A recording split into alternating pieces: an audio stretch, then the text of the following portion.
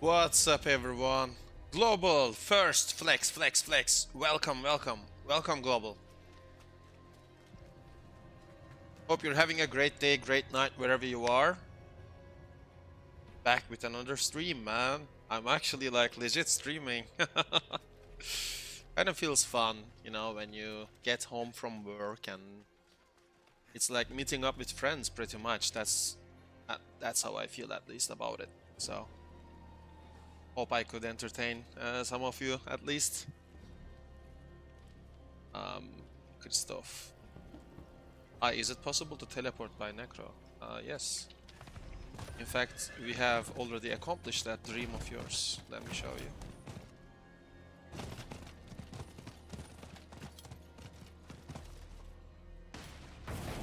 Let me show you, my friend. This is a Necromancer, not a SWTOR. This is a Necromancer.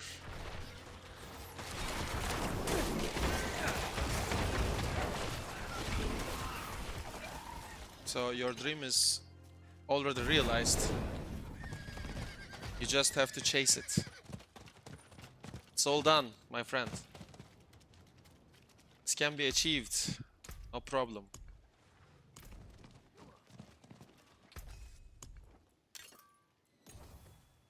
Actually, I'm not gonna even try anymore. This is more endless jumping. What are you expecting from Necro? To have the same teleport speed as SWTOR? If that's your expectation, then maybe it's better if you look somewhere else.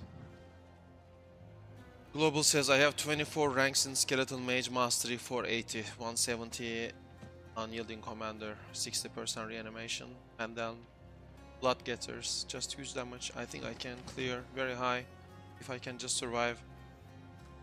I'm pretty sure you're playing on Scent of Death, right? So you have damage reduction from here, DR, DR, DR, DR. So you have all these damage reductions, I assume. Christoph says, yeah, by some season power or room. Christoph, sorry to disappoint you, my friend. This is the best I come up with. If it's not enough for you, I'm sorry. This is the build I'm using for my speed farm, and it's my own creation, so this is the best I could do. My friend, sorry to disappoint you, but this is what I'm playing with. If you find anything better, please educate me so I can also use it. Okay?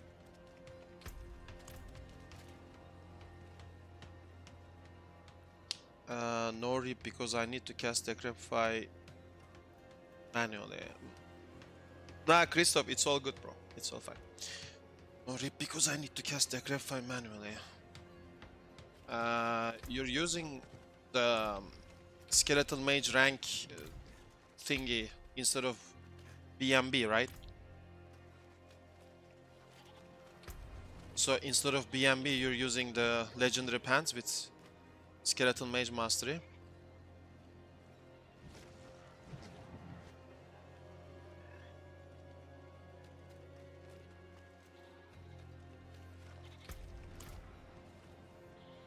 I mean,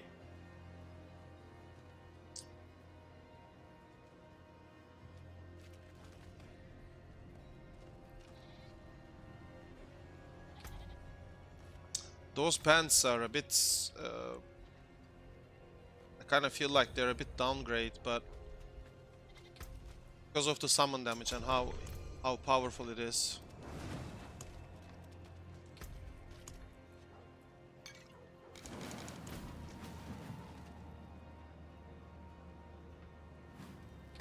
Kind of feels like downgrade from BMB because again Hellbent just offers you the summon damage, which double dips for mages. So in my head I'm thinking, how can we get more summon damage? Do more damage than what I do with meta setup, but it might be because your masterworks aren't as good. I'm not getting diminishing returns. So don't worry too much about diminishing returns, to be honest. You said you have 24 Skeleton Mage Mastery ranks, right? Yeah, you're already on the R zone after that. Like, thing is this. On paper, as we said before many times, on paper, it looks better. But in actual reality, because summon damage is bugged, yeah? This one. Everything double dips from this. So the key is to improve this as much as possible. So Hellbent on legs, Hellbent on neck when you're not speed farming. Basically Hellbent everywhere. The only candidate that I want to try that might overtake it is +7 Gloom.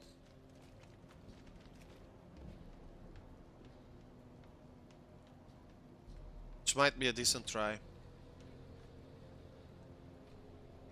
Unyielding Commander says increased summon damage. That might be why damage is so much higher. Yes, but you know it's bugged, right? You shouldn't spam it. What do I mean it's bug? Christoph, summon damage temper is best because your skeleton mages are double dipping for it. So you have to use summon damage temper on weapon, amulet, and rings everywhere. Your mages are double dipping from it.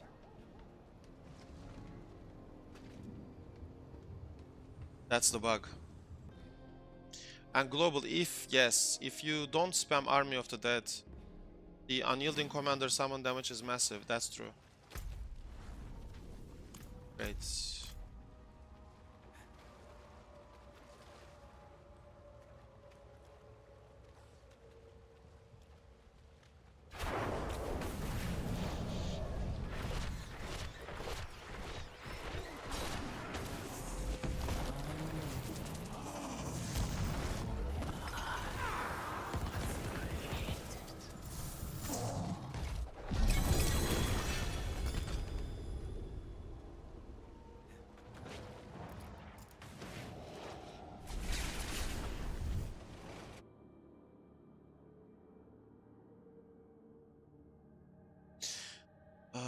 It's a bug.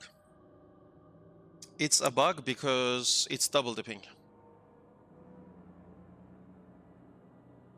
I'm waiting till it runs out to recast. It works.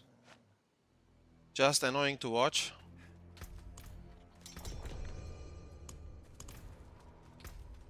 I mean, we can try it global. We can try it later. I mean, I can try it later as well.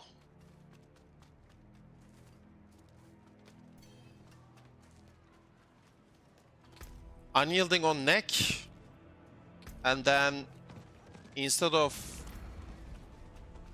grasping veins, reanimation or something. I mean, we can play around with the, like, we can somehow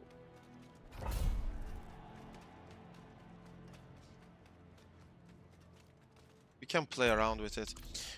But the bad news is we need critical strike, Air of Perdition, because we're losing a lot of crit chance without the aspect of grasping veins. So there's that. Reflex, Ebon Piercer, Shadow Mages, Unyielding, Army of the Dead, maybe.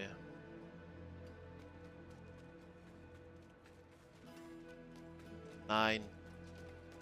You lose a big aspect.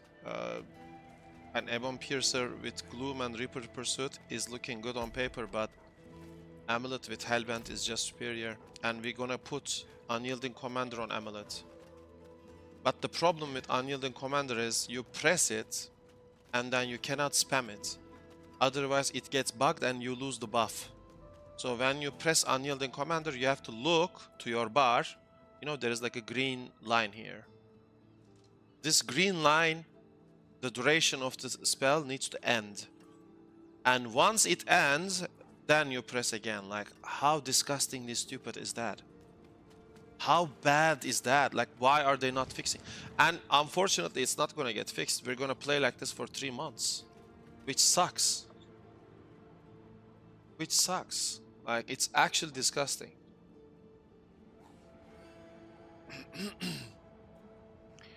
Also, have no gloom or triple masterwork on it. Burak Aközel. Hello. I have known you from Ibrahim. We learned the game better thanks to you people. I just wanted to thank you. Have a nice stream. Burak, thank you so much for the kind words. Much appreciated. Thank you. I'm glad you're enjoying it and welcome to the stream. Thank you very much. Thank you.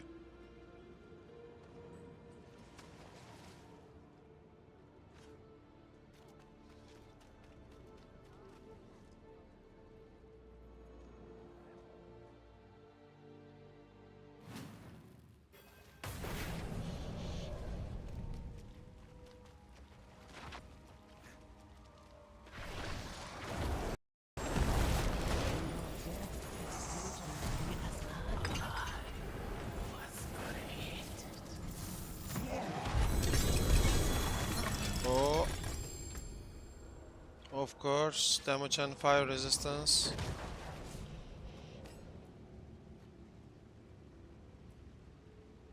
Bro, this is insanity. Expecting to get like a good item from this game. Ümit Pala, hi, I'm really enjoying this minion build. Aslansın, aslan.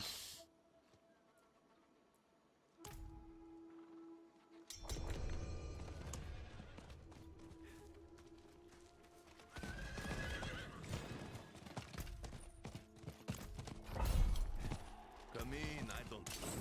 Not like I used to, anyway.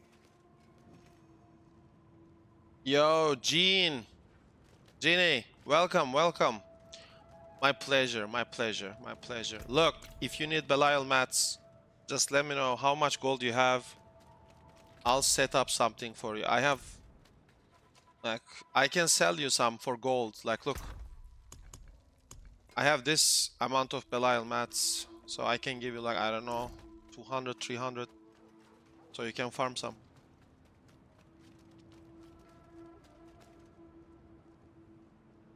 Double damage no man down is the best. The double damage no man down is approximately 15% more DPS.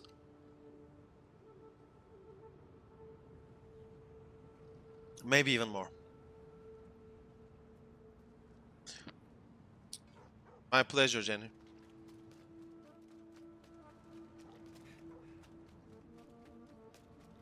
My pleasure.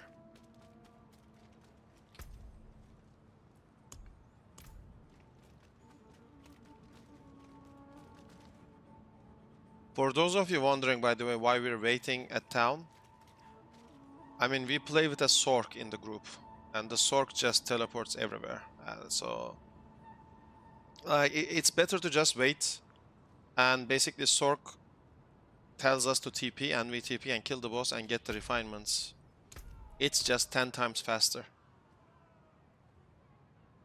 The biggest problem of this game is Forgotten Souls.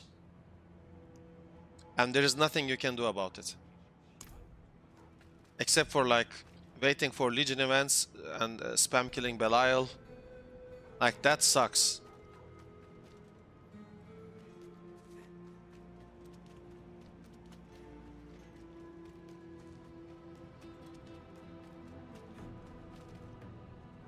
Reflex is asking, hey SKULM, is the other minion build still viable? The one man down summoner with normal summons? Viable, yes. I think the man down build can also clear like 108. Although my double cast version has cleared. I cleared 109, and Akia from China has cleared 110 with this build. So.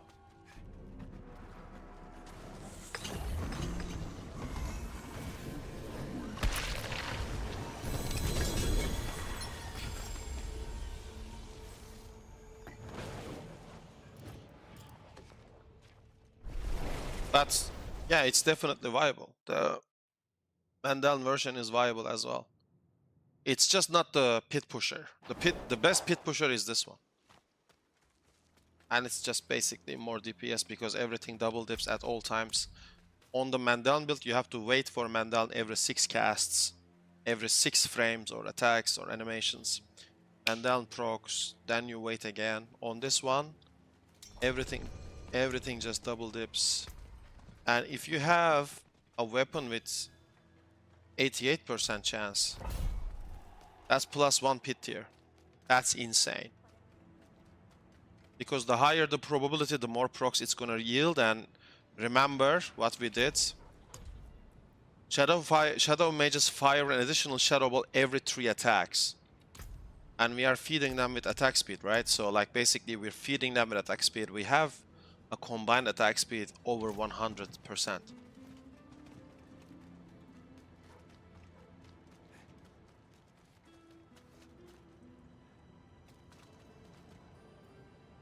Yeah, Sork is mandatory in speedruns. Ersoy abi. Hello, welcome. Welcome to the stream.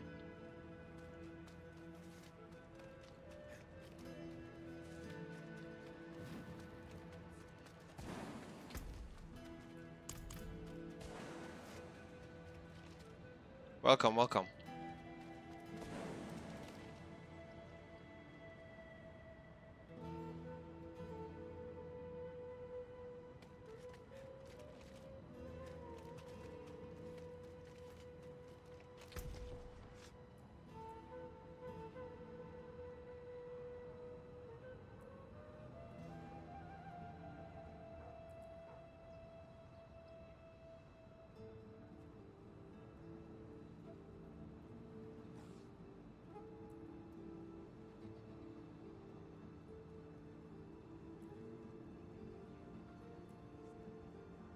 I'm thinking if there is any other way, but... Yo, new cycle. Yo, VIP test. After this stream, I'll give you VIP. I'll give you VIP after this. After this, you'll get it. You're subscribed, I know, I know. You'll get it.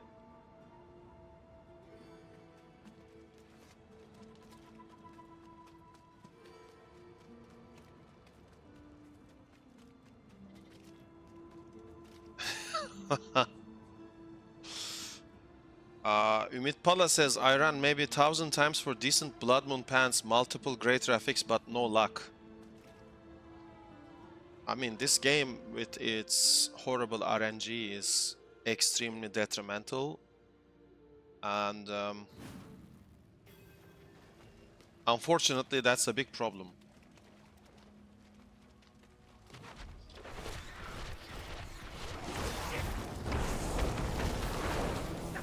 They need to change it. Instead of killing something 1,000 times, we should kill it like 10 times, but it should be very hard achievement to kill. Like, you know, for example, the Lilith fight. No, it's not easy for most people, especially on Torment 4. So make fights super hard maybe. And but if you manage to tackle it, if you manage to clear it, then you get the rewards for the end of the season. Like, very simple thing. Multiple great graphics, mythics, some sort of crafting system where you can add great graphics to the gear you found. Like, if I find a really good one great graphics weapon, let's say, okay, let's talk. This is the weapon we found, yes? We found this weapon early in the season. For those of you who watch my stream regularly. Miray Terzi, welcome to the stream. So basically, I found this weapon very early in the season. For those of you who consistently watch me and follow me. And basically, after I got the tempers, it was pure luck that the masterworking landed on skeleton mage attacks to cast twice. So why can't I have a crafting system where I can work and get great graphics on max life or the like lucky hits, even though you don't need it. But I could get like a great graphics on max life And maybe instead of lucky hit, I could change it to, I don't know, vulnerable damage, critical strike damage, and use the lucky hit on rings maybe. Like, I'm just talking nonsense, I know, but I'm saying you could customize the gear better throughout the season, so you will get a progression feeling, and you have more control over your character instead of completely relying on RNG, which is extremely detrimental, and it's actually disturbing for some people. And some people quit the game because of this.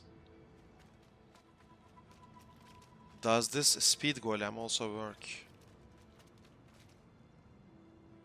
What is speed golem, bro? You mean golem build with this version? I don't think the golem build can work as good as this one, because we have 12 mages like machine gunning everything. On the golem build, you have one golem. So you have to wait for the golem to actually attack around himself. And then you have to reduce the golem cooldown all the time so that you can spam the golem ability. I'm not super sure if the golem build is actually worth it.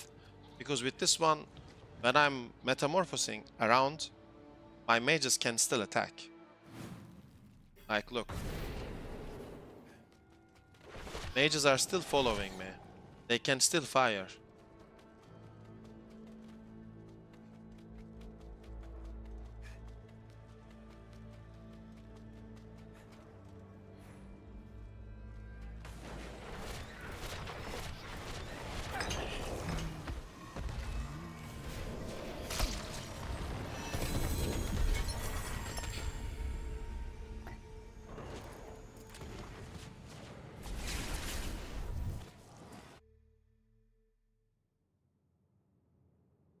Good idea. We need more difficult quests. Yeah, I talked about this in like a previous video of mine. I have said, let us just assume that there is like a mythic blacksmith, and I find the hilt of the grandfather. I cannot get the grandfather as a mythic unique from the boss. We kill the boss. Normally, the boss ate the previous warrior, or the character that tried to kill it, right? And this character has died, and the boss is holding a scrap, a part of the weapon in his belly, correct? Once you kill the boss, you slay it, and the loot drops. Now you find the hilt of the grandfather, and you understand that this is a superior mythic unique item because of the aura emanating from this weapon.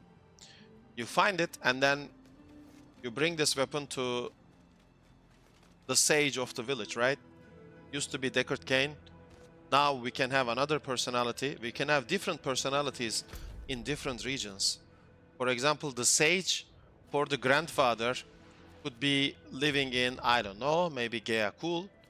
The sage for Shroud of False Death could live in Kiovashad. Stuff like this. And you have to find that specific NPC to start your quest chain. You go to that NPC, you show them the weapon's hilt, and they tell you, wow, this used to be an amazing mythic unique weapon back in the time. There was a mighty warrior named Mr. Barbarian, but he fell in battle. Duriel devoured him, and ever since then the sword was lost. You have resurfaced this weapon, and of course he sends you to top of a mountain, so you commune with the spirits or the beings or whatever, and then you recreate the weapon with their blessing. You have to farm materials, you have to farm like some unique demons. You have to for some items you have to go into hell, into the depths of infernal hordes, where there is like a special room, secret level, and then you have to complete that secret level, which would be brutal for you. But then you get the item down from hell, take it out into the sanctuary world, and redeem it. Stuff like this could add so much color into this game. Now, of course, there is a counter argument against that. And the counter argument says, well, having quests like this is a good thing, but at the same time, it's gonna get boring really fast. After 5 seasons or 6 seasons, it's gonna get boring really fast. Now, my reply to that is no, because it will still be more boring to spam kill Belial 1000 times.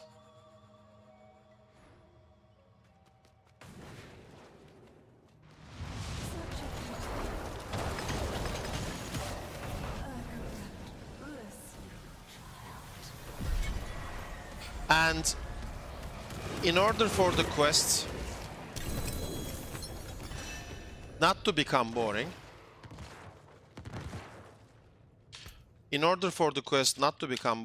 if you complete that quest, you get 4 greater FX Mythic Unique. 4. Everything is max GA.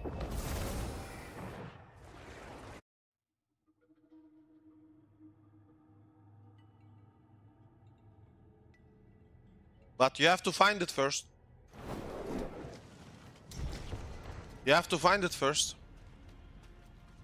Magic, steel, And finding the hilt is 10% chance. Instead of 1.5 to 2%, it's 10% chance from Duriel or Belial or whatever. You find it and you're done for the season. Instead of crafting 10 million Starless Skies, you do this, you get the Starless Skies, everything max GA. Game over. You want Harlequin Crest? You want Harlequin Crest max GA? Do the quest, bro. Instead of relying on dumb luck, you take control. But the quest is hard. Don't get me wrong, the quest is gonna be super hard. It's gonna be harder than the Lilith fight. But if you can do it, if you can pull it off, you got it. You got it.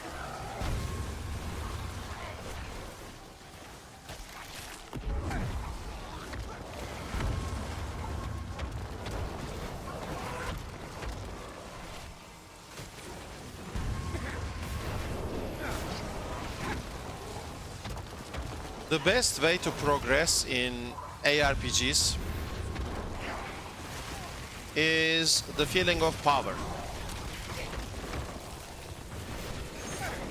The reason why most people play ARPGs at the beginning of a season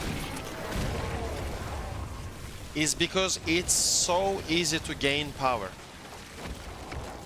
Because you start from scratch.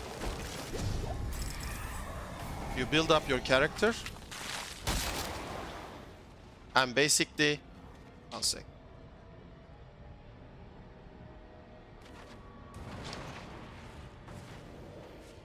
And basically, all of this is easily translated into dopamine release, serotonin and dopamine release. So because your brain is like, yo, I'm at Torment 4.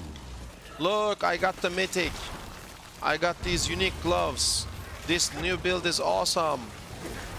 I'm gaining so much power. Look, look. You know, you're getting that feeling.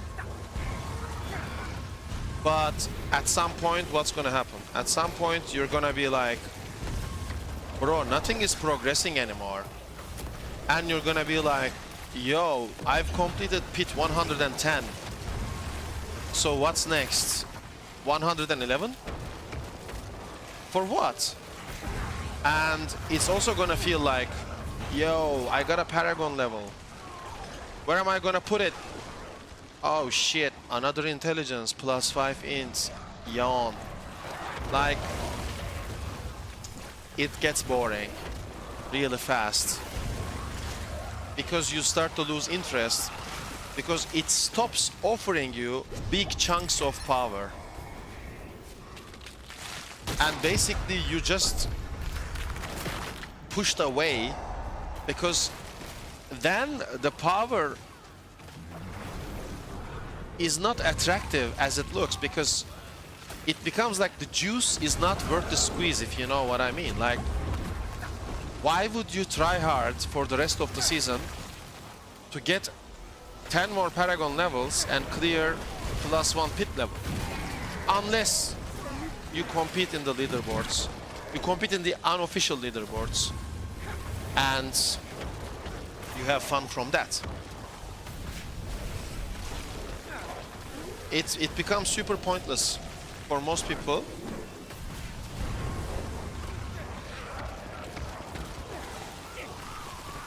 Matty, exclamation mark build. If you press if you type exclamation mark build, the bots will give you the link and you can follow the skills from the build planner, my friend.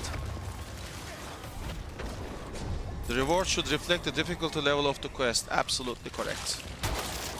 So another thing me, Global, and some other people were talking in the chat was having the shop items. So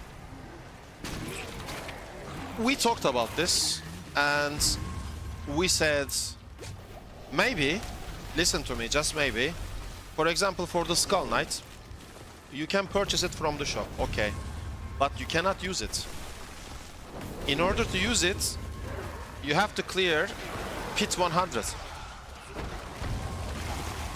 I mean, you have the costume, you purchased it from the shop, congrats, but you did not earn it yet. You did not earn the right to use it yet. So maybe some sort of flex restriction could be integrated into the game in terms of transmogs. So let's say when we see a Necromancer with Skull Knight, we automatically see, oh, that dude completed Pit 100. Done.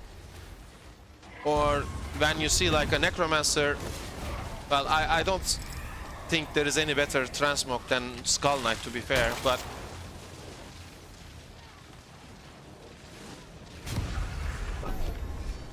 what I'm trying to say is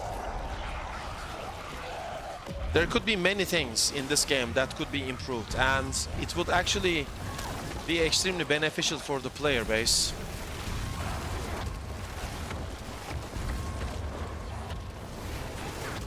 Instead of this whole mess RNG,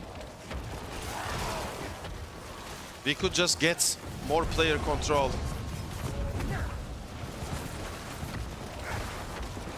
Reflex. The price itself for the skins is massive. Instead of having a 25 euro skin that is probably bought by one person, make it 10, it will be bought by 100.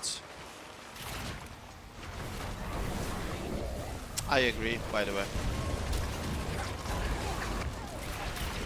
Like, I 100% agree.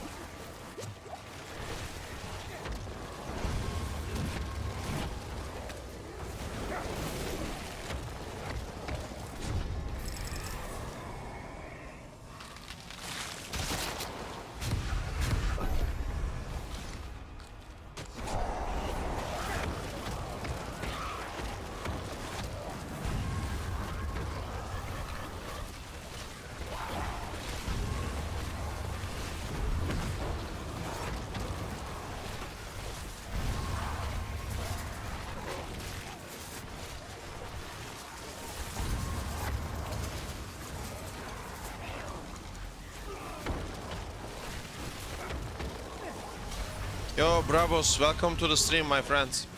Welcome, welcome.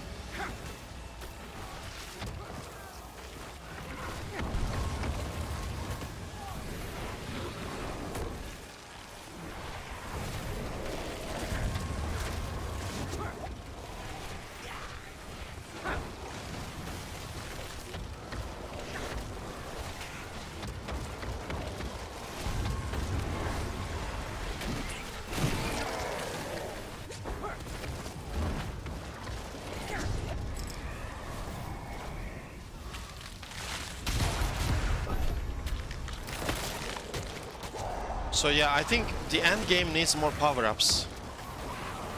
And hear me out on this. Maybe we should get more secret Paragon nodes.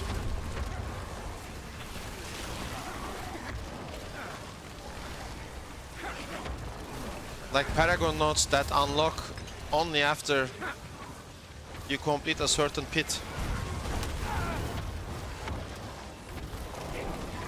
Or glyphs. So what would you think about having secret paragon boards or secret glyphs that unlock only after hit 100? So you have to get those first and then you transition into a super meta build. How would that feel?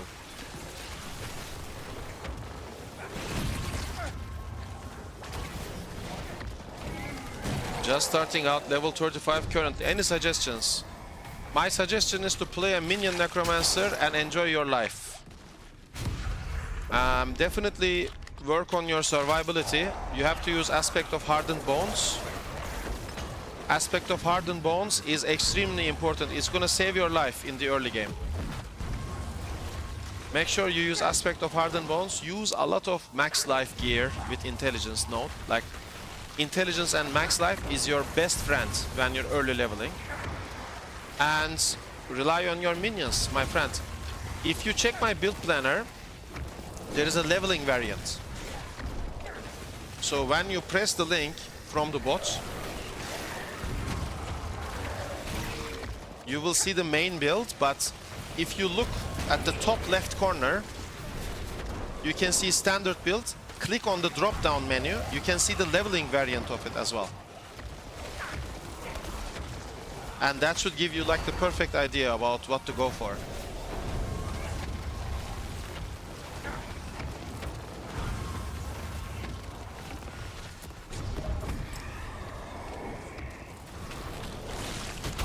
Another Surging Hellborn. Oh, this is big.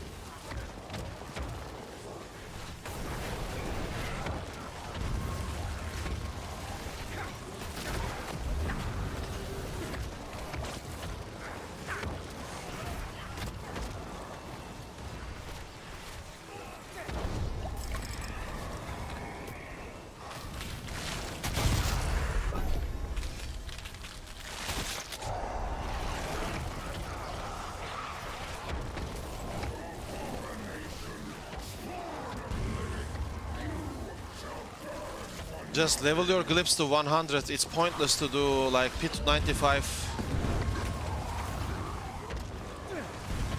Like if you're gonna pit push, you should start pit pushing at like 107 and onwards with your summon Necro. Anything before that is farm. Let's be honest.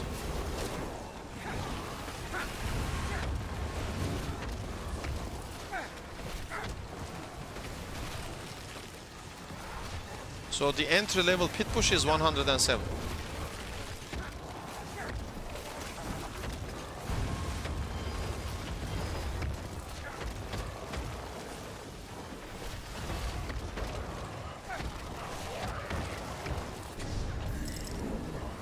Not bad, 800 ether.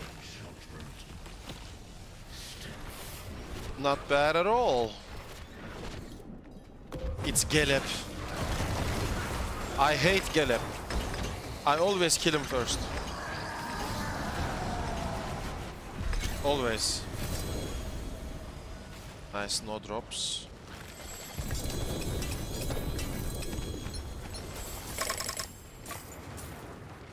Bro, no drops. Kegs, life. Yeah, get full glyphs. You're gonna have way easier time in this game. I support anything that extends Endgame, Christoph says. You're most welcome, Maddie. Right now, Endgame ends after perfect masterworking. At least for me. Yeah, I mean, each individual have their own agenda, right? For the like Endgame, and it's a subjective thing, right? Like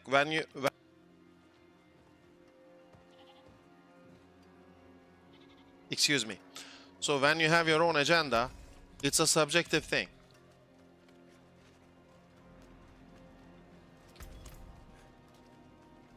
Like for people, it's about getting perfect masterworks or getting like perfect items, then perfect masterworks. For some people, it's clearing pit 100 or 105. Like, I'm making things up.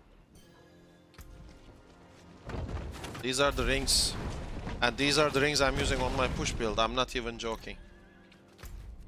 My rings are absolute trash. I can probably tell you most of the players in this game right now have better rings than I do.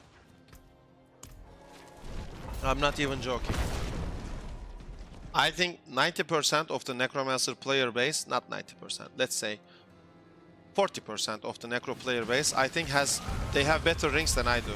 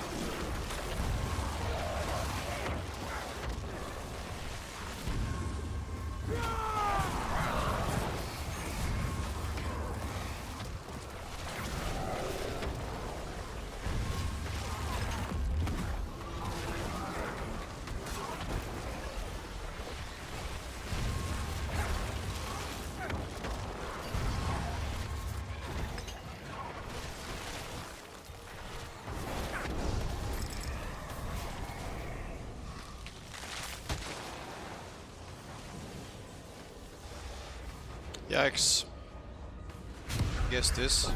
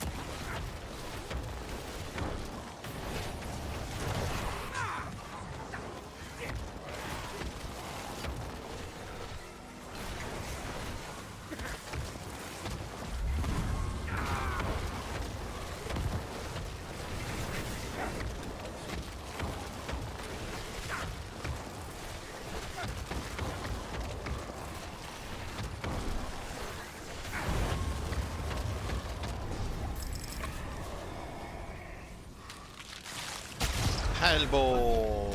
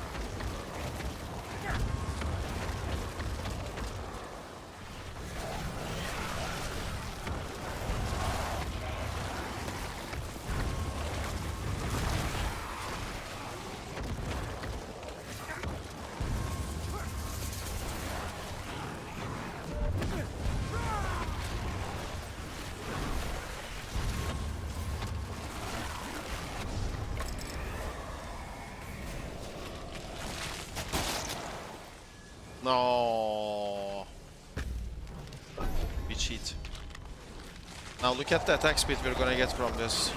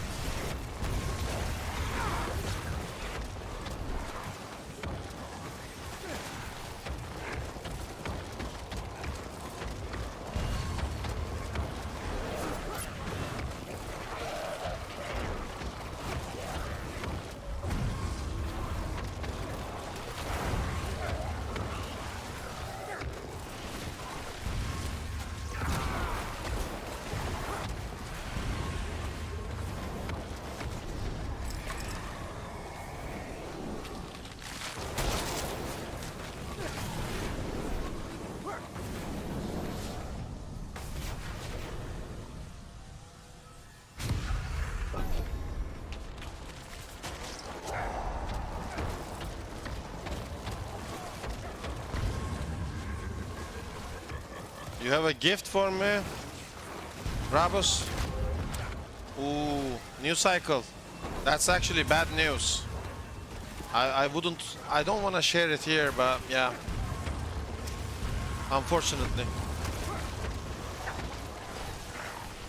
It's about Ozzy Osbourne, chat. Rest in peace. I don't know if it's confirmed yet, but it's... sorry. I feel sorry.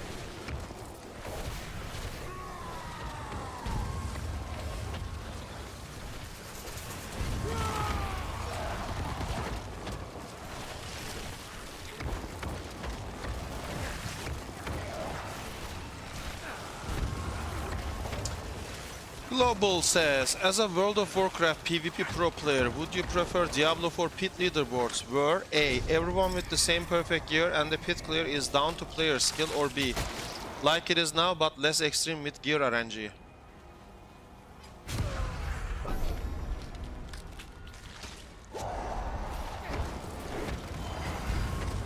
Option C. Yeah, Brabus, we cannot add you right now. But like, you're too kind about the gift. If it's like an in-game item, can you tell me what it is? If it's something super valuable, then I can take it off your hands. But if not, it can wait, my friend. You don't have to do that. Global, to answer your question, I think the gear should be found by a player. It's an ARPG at the end of the day, so I don't think people should have the exact same gear. But at the same time, gear RNG should be removed a little bit. Not removed, but lowered. For example, back in time, when you played Bloodwave, if you had Greater FX all stats, Greater FX max life for Bloodwave, because Overpower would calculate max life and max fortify as well. And you would get plus 80 all stats because you had the Greater FX version of Shroud of False Death. That's one pit tier by itself. That one item is one pit tier by itself. Greater FX lucky hit chance and Greater FX crit chance on Shroud further enhances that experience and gives you easier boss kills because you have extra lucky hit. So that resets your Bloodwave better compared to other builds that only have one Greater FX. So removing the maximum life from the Overpower formula was a great decision by Blizzard. But Bloodwave is still the strongest build for the Necromancer. At least one of the strongest. Which is extremely boring. Like, I'm not gonna lie. But we should have build diversity. So to answer your question with the option C, I wanna say give the same DPS to Summon Necromancer and Bloodwave, for example, but each one has different playstyle. The Summon Necromancer has more player skill ceiling in terms of basically game awareness, positioning, also checking for the rune word procs and combinations. Bloodwave also has its own player skill, let's say, in terms of collecting monsters. But Bloodwave presses 2 buttons.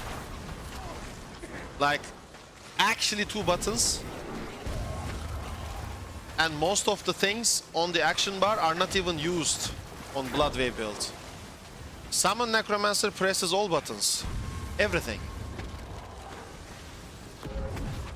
So, in my honest opinion, Summon Necromancer should overtake Bloodwave. Plain and simple. And again, to further illustrate your point, I personally think gear should be RNG. That's for sure. And pit RNG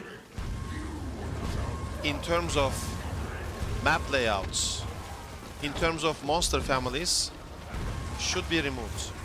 And I think in the future they're gonna do that. So there are rumors about this leaderboards instance that is called the Tower of Truth.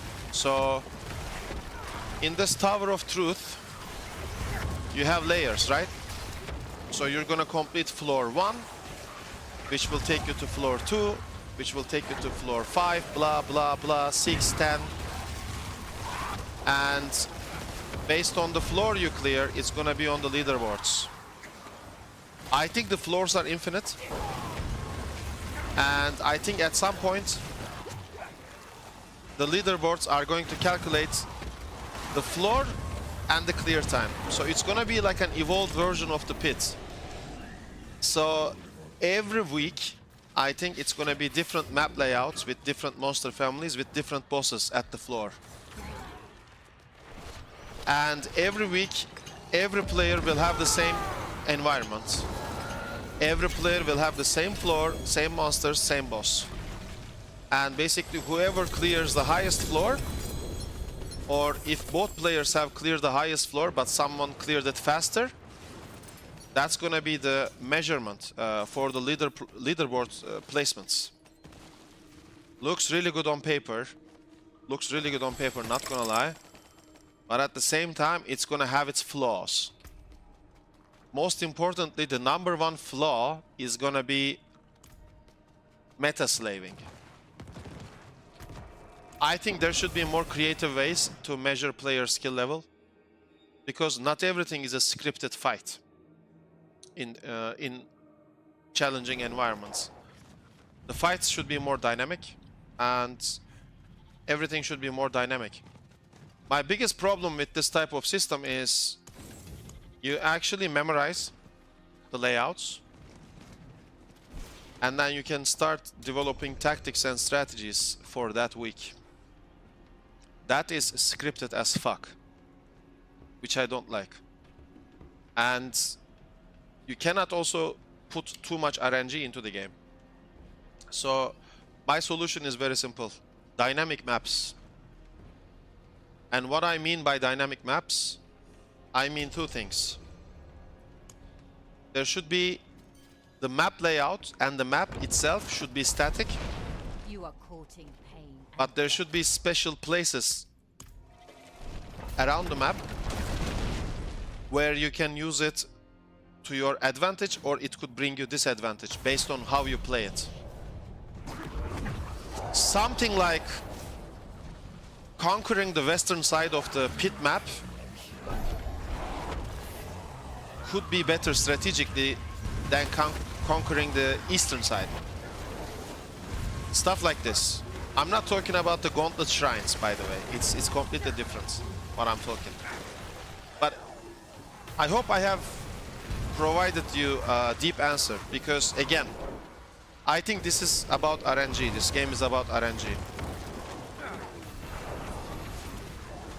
And I think player gear and everything should be obtained by the player, but it shouldn't be completely RNG dependent, like having double greater FX on all stats and max life on Shroud of False Death.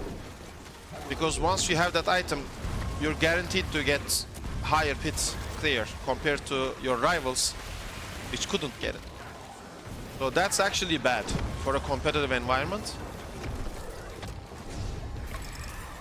So RNG should be lowered. Shouldn't be removed, but it should be lowered. I don't know, you guys select. But at the same time, again, this Tower of Truth thing for leaderboards, I think it's gonna be the same map for everyone, same monster family, same layout for everyone. And every week, it's just gonna change and it's gonna measure the highest floor you cleared. Is it a good system? It's literally copy-pasting Greater Rift from Diablo 3, no?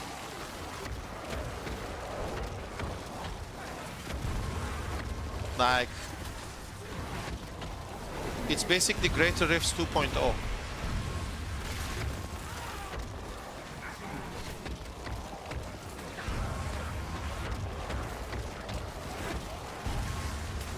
Instead, why don't we have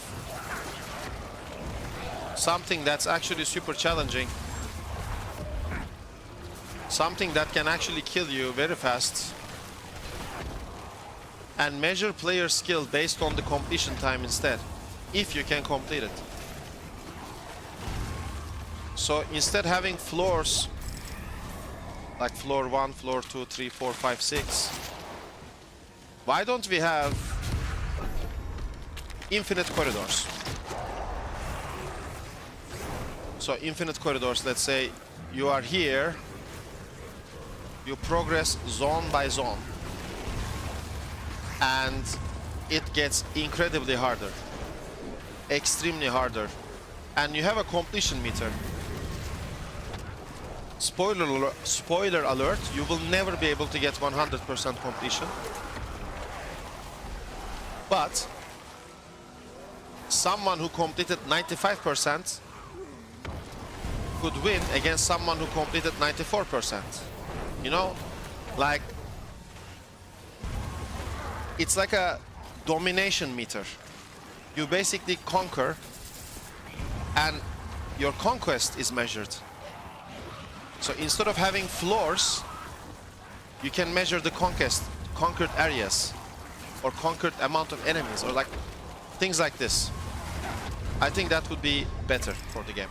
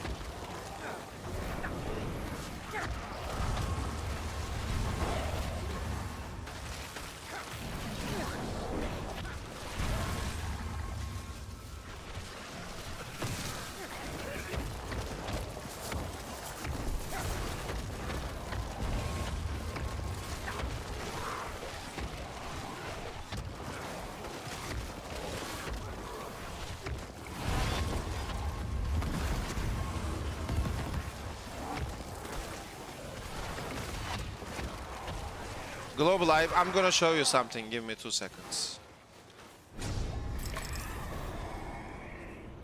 Let me show some healthy leaderboards to you.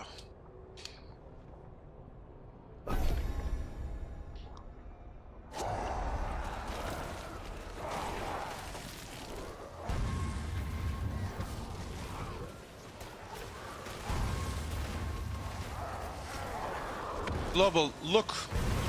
Look.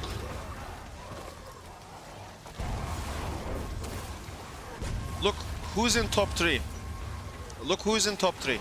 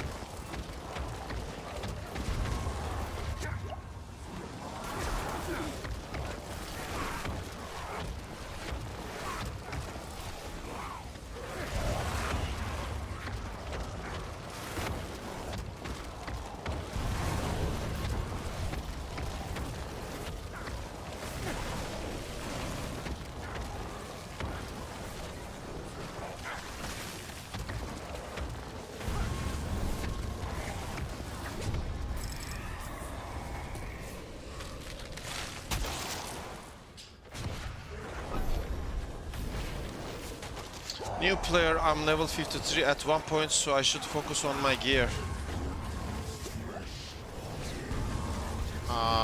If you're talking about going for endgame gear, definitely do it after you reach Torment 1. At Torment 1, you can pretty much get anything, it's just lower drop rate.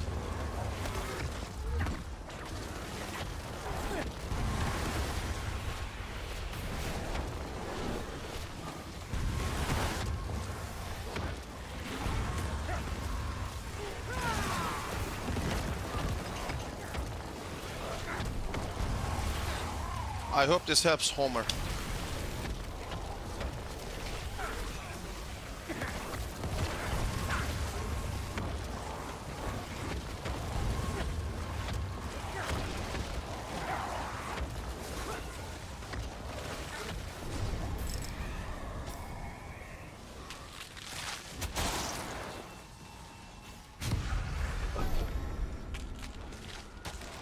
You're most welcome, my friend.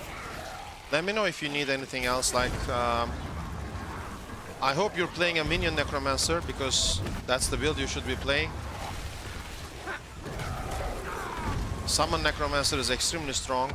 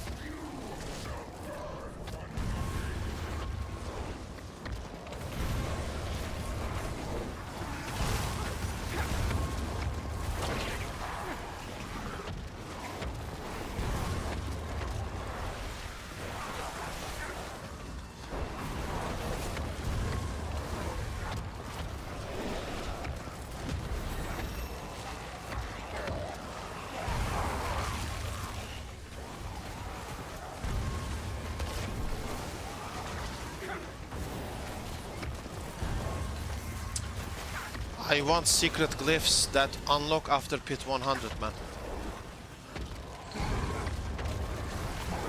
You can unlock those glyphs only after pit 100. Imagine.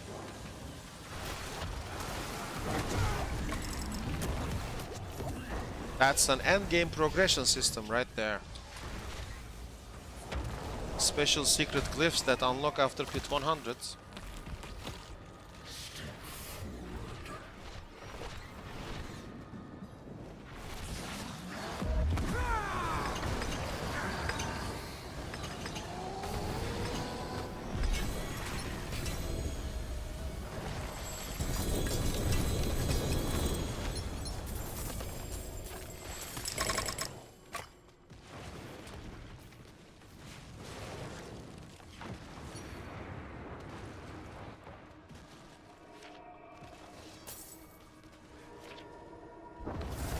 Homer says, currently leveling as Summon, Reaper, Shadow, Sork,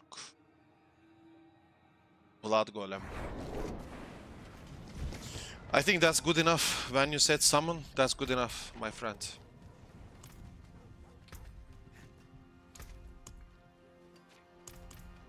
If it has Summon in it, it's good enough.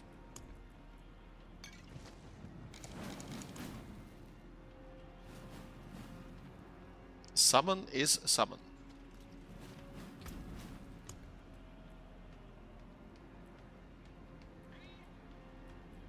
Bro, I have 28 Tribute of Refinement. That's like for 5 seasons of Opticide. JK. No Forgotten Soul anyway. Look, 261k Opticide stand. Like sitting and looking at me. And 627 Forgotten Soul. That is self-explanatory. Self-explanatory.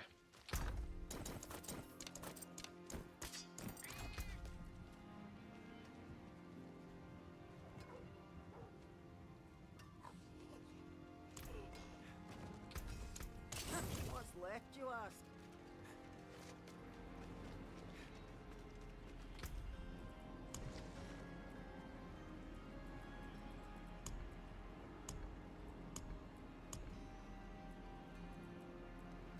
These powers are actually trash, by the way. Now that I think about it, like this Corrosive Vapor, I guess. This one, I guess for terror and other things, yes, maybe. But I mean, at the end of the day, man, these are seasonal powers. The only thing that's good is this, that removes the damage reduction aura. Like, and maybe this one for unstoppable. But at the end of the day, it's this one. This one saves the Summon Necromancer so hard. It's actually unreal. Disabling damage reduction aura and then combining it with Corpse Tendrils. That just saves the Summon Necromancer and eliminates most of the problems Summon Necro has. That's just crazy. How we actually have to rely on a seasonal power and not an actual class mechanic. I don't know, bro. Like, look, there is a unused skills here. That's defense, unused. Bonded and essence, unused. No one uses them.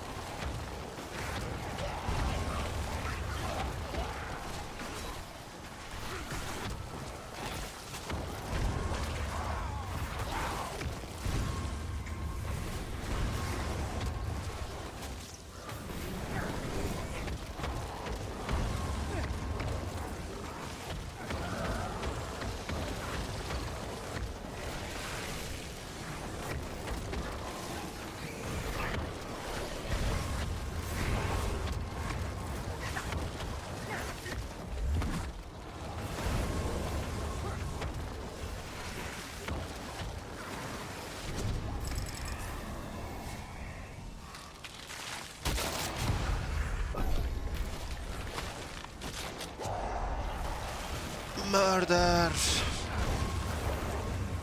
Ibrahim Vardar. Welcome to the stream.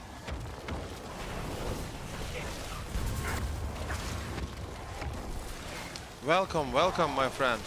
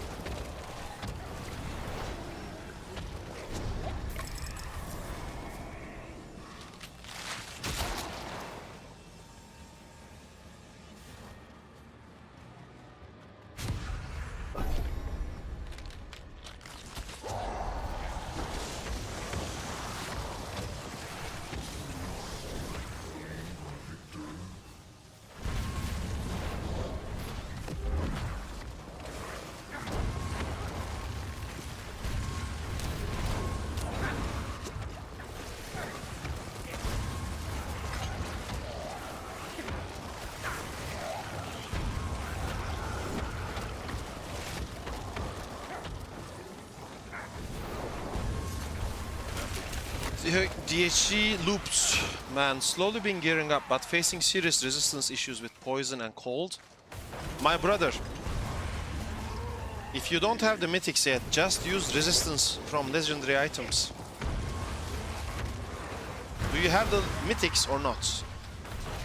If you don't have the mythics, just use resistance on legendary item. Use on helm, use on chest, fixed.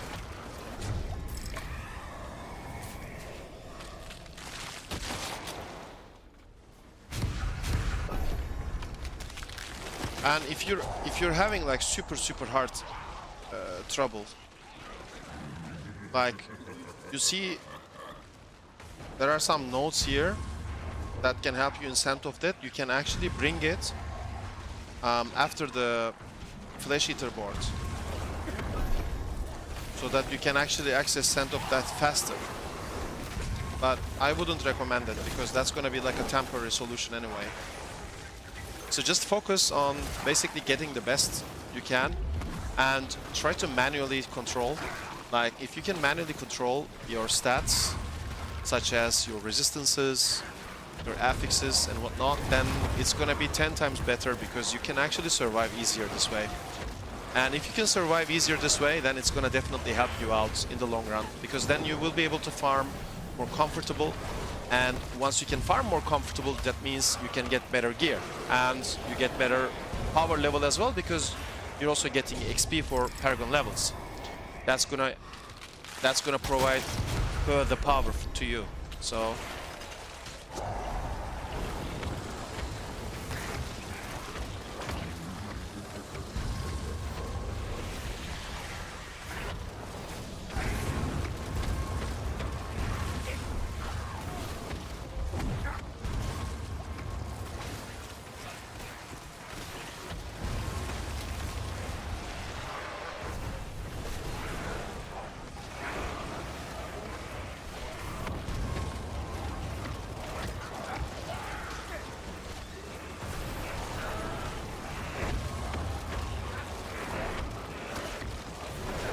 okay, so DHE, my friend, all you have to do is get a legendary helm, preferably with the all resistances affix.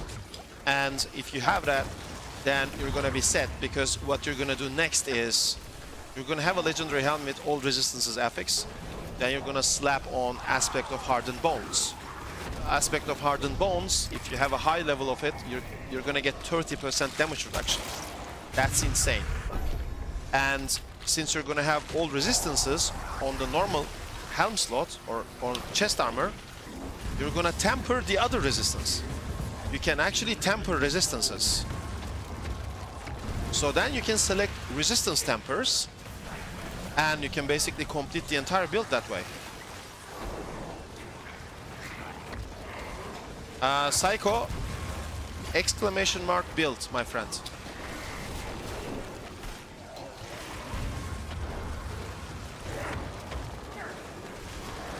Exactly, global, exactly, my friend.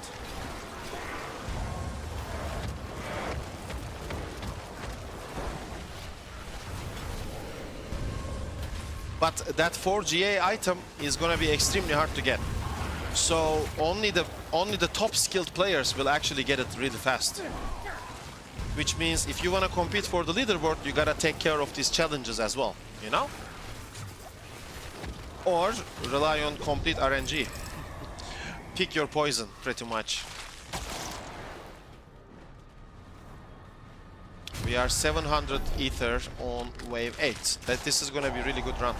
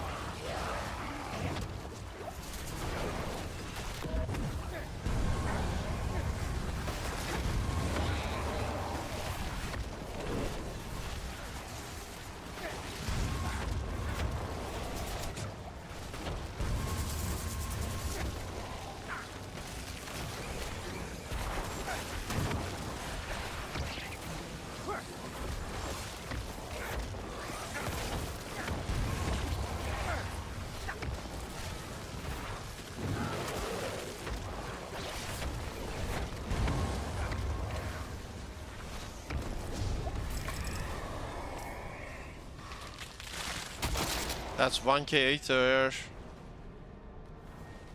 1k plus ether. I guess it's.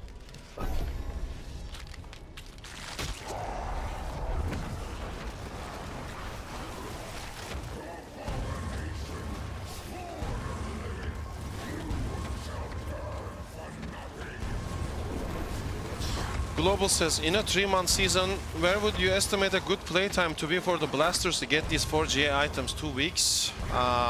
Like, the blasters are gonna stay online because of the leaderboards. So, you're gonna pretty much get all the blasters interested in a 3-month season because of the leaderboards. And the blasters should get it in approximately 1 to 2 weeks. And the leaderboards should begin after the first month of the season. So the first month of the season should be off season, like, and then the leaderboard should open after the first month has passed. This way you're actually forcing player retention to come back to the game. The super blasters are gonna remain in the game, farm everything they can and prepare for the season. The casuals are also gonna come back and have a look at it. They're gonna try their hand at the leaderboards. So what you're creating is spikes. You're creating spikes in retention and you're creating spikes in player interest. So I would say let people farm the first month. After they farm the first month, enable leaderboards second month.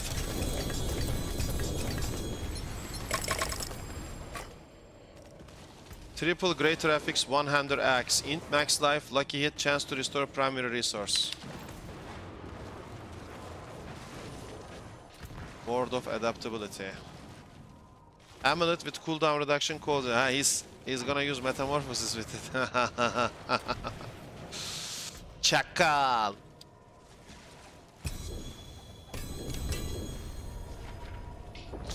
Global, have you looked at the leaderboards link I have provided in the chat? Did you have a chance to look at the leaderboards link?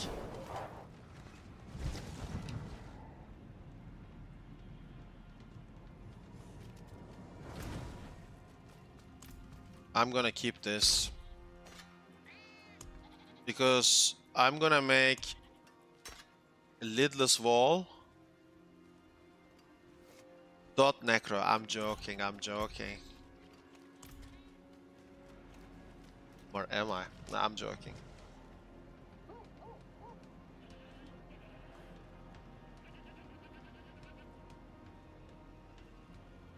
Ibrahim Vardar.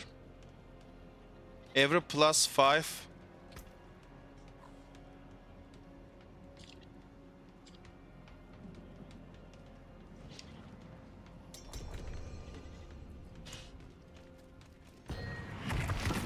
Ibrahim, every +5 intelligence level we possess already grants us ability damage increase.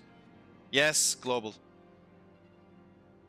And all elementary. So for those who haven't reached, temporary solution might be to progress with +5 into as much as possible until they reach their local paragon level. Then, once they reach the required adjustments can be made. This might be a possible solution.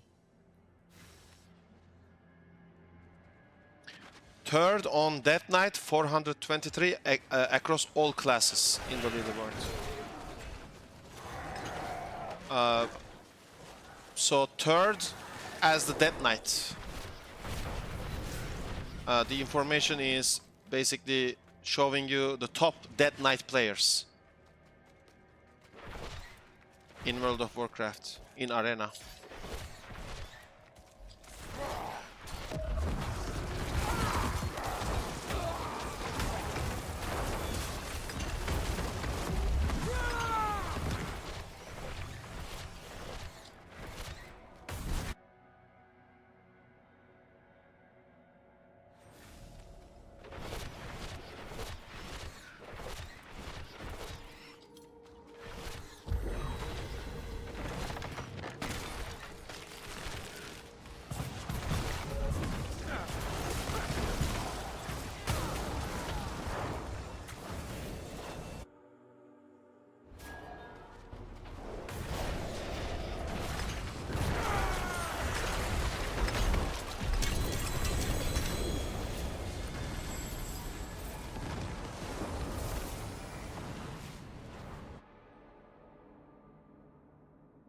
Did you see that the Barbarian beat Necromancer in pit tiers? Are we surprised? Are we surprised? Mighty Throw is bonkers. Are we surprised about this, Reflex? See some steel you need. If they keep on making Blood Wave the meta Necromancer build and then not buffing anything else, this is what's gonna happen.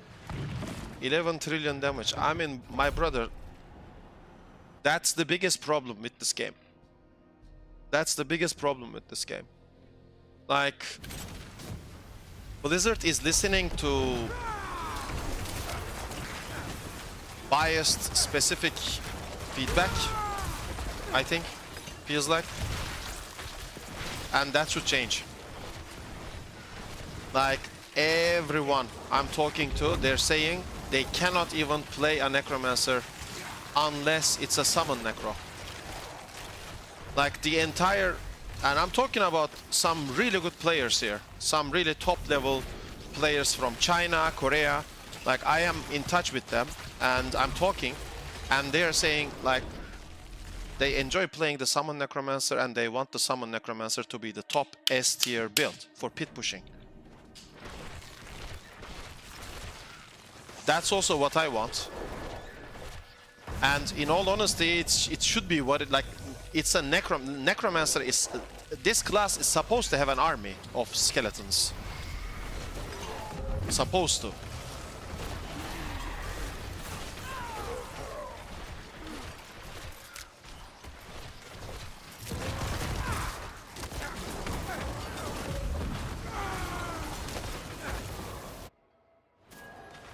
Thank you, Global, thank you.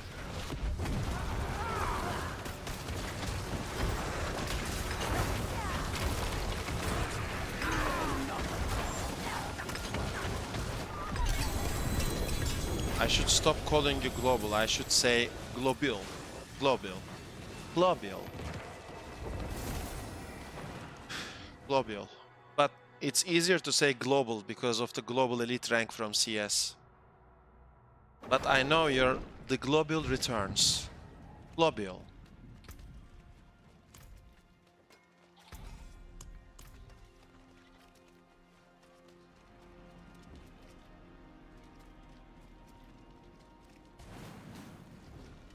Global, you're rank 1 on my chat leaderboards right now. How does it feel to be rank 1? Rank 1 in my chat leaderboards.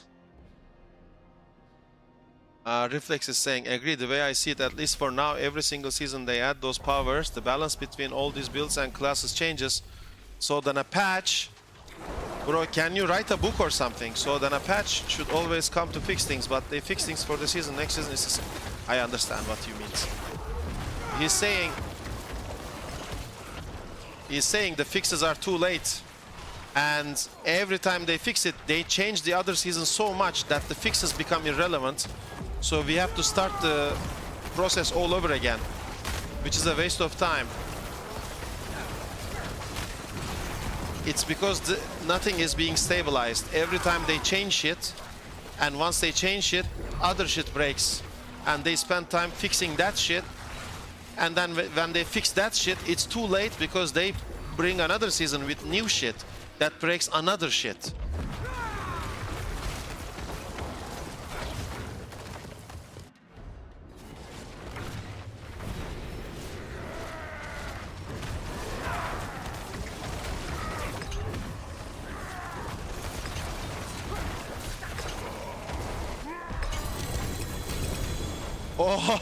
Oh, place your bets. Place your bets. Place your bets.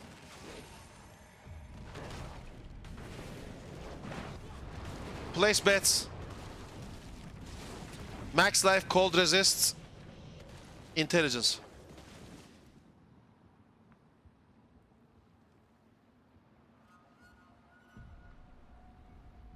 Bets are closing in 5 seconds. Closed.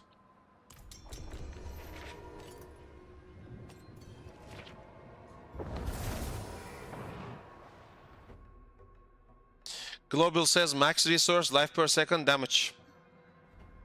Fire res, movement speed, and poison res from reflex.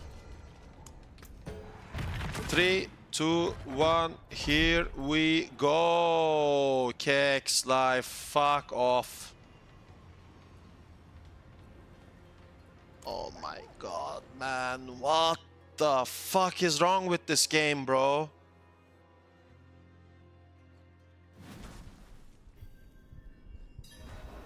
G8 twice in 5 minutes, but look, the rope is not giving me anything. It's max life, movement speed, resource cost.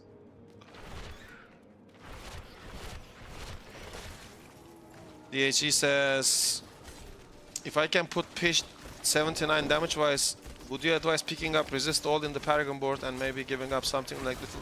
Of course I would. Surviving is key, my friend. Survive first, DPS later. Yeah, don't be a glass cannon, my brother. You can be super tanky with aspect of hardened bones, and if you have max life, resistances and armor, make sure you're above 1000 armor cap. Then you can be tanky as hell and just enjoy the game. Reflex with that emoji.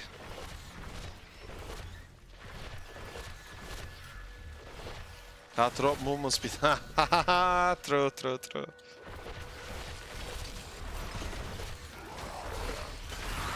There is gonna be another triple Great Traffic's Amulet now. Hellbent, Gloom Intelligence. Watch me. It's coming, it's coming. Hellbent, Gloom Intelligence. Right now. It's here, baby. Zero Great Traffics.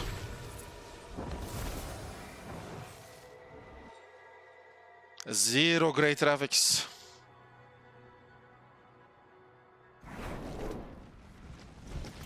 Look at this piece of trash.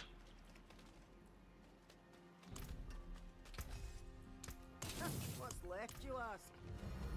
At least we got aspect of exposed flesh upgraded.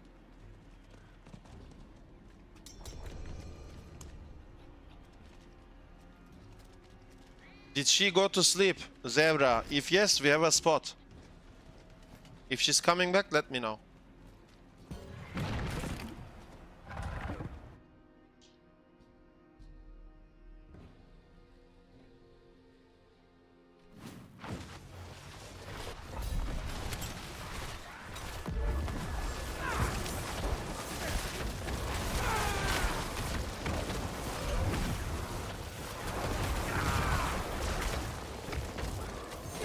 What?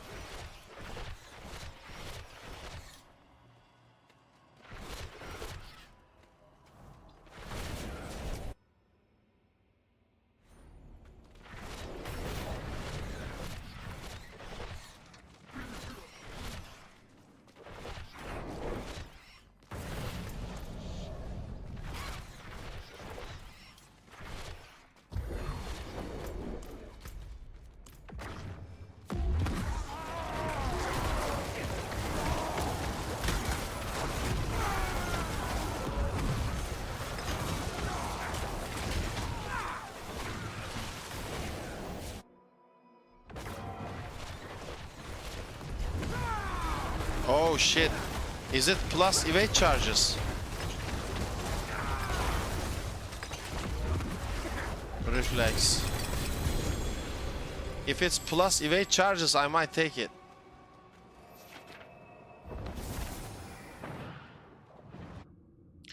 Coca. Hi, I'm new to Diablo 4 and I'm currently using the Necromancer. Any guidance on the build? Completely new to the game. If you're completely new to the game, first of all, welcome.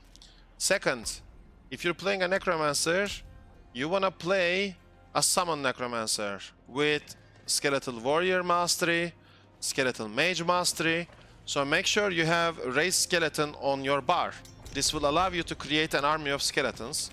Second, once you reach level 15 and above, you have to select certain customization options from the Book of the Dead.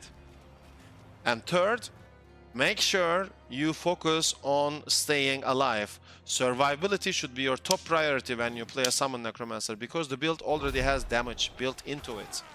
All you need to do is to find a way to survive and you're good, you're done.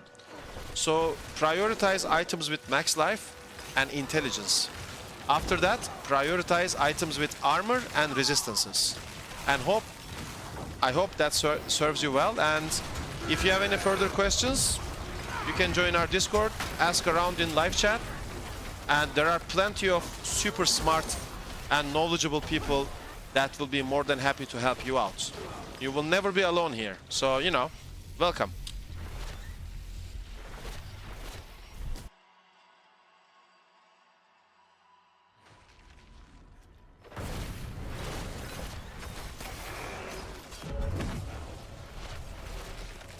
Nickname is magnificent. Duyalaipa. Duyalaipa is a very smart motherfucker in real life. Like, he's actually super smart motherfucker in real life.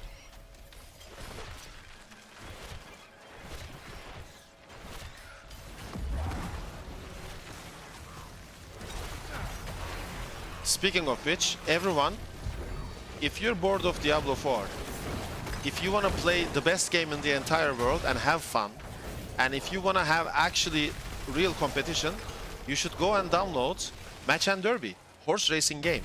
Amazing mobile game where you play with the best of the best and earn amazing rewards.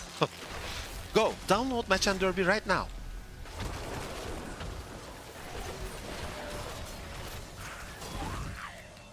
This is not an ad, by the way. I'm just saying.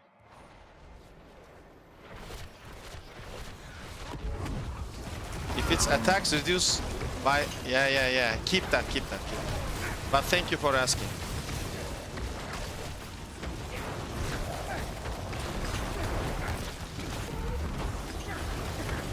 Ah, it's 85. That's why. I thought this was 79.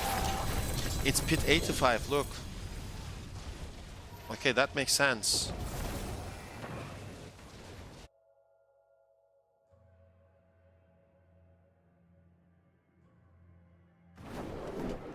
Global, I like naps better, you know. Naps kind of sounds like I'm gonna put you to sleep now, go to sleep, take a nap, you know. Naps is like, I don't know, you have this image of like an MMA fighter that puts people into chokehold and just makes them go to sleep, you know. I don't know, that's the impression I get from naps. That's your second name.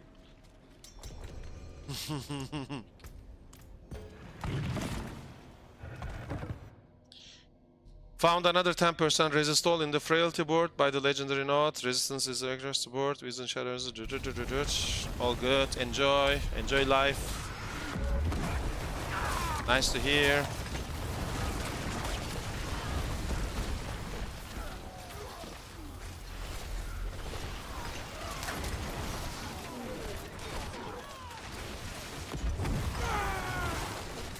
Look, chat, we're on the same screen with the Sork. Me and the Sork are in the same screen. This is world first. Necromancer is in the same screen with the Sorceress. Wow. Dreams are coming true right now. Ah, we're on the same screen with the Sork player. Can you believe that?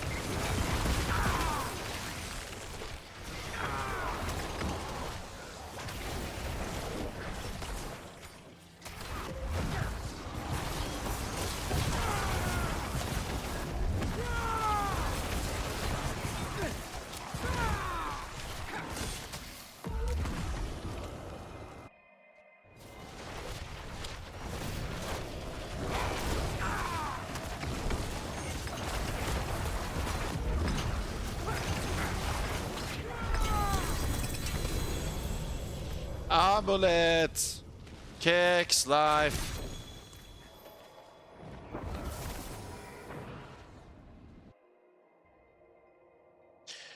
Coca, by the way, what allows you to inflict so much damage in millions? Everything, I guess. I have literally end of the line top level gear. These are mythic uniques.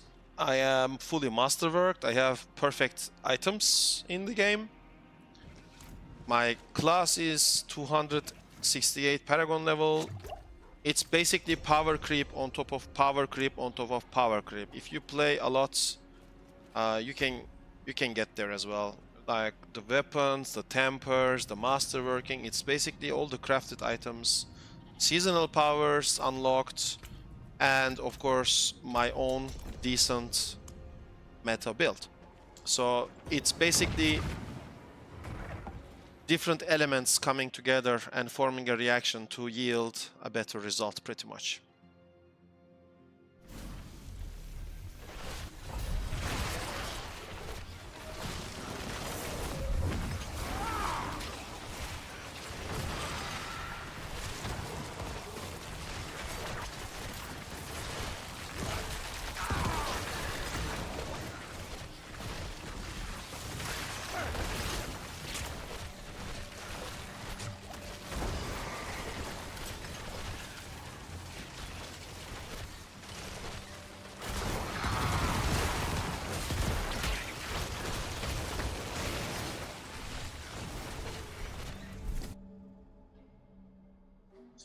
Should I also focus more on the basic damage, the weapon? No. Try to get a two-hander scythe with intelligence max life.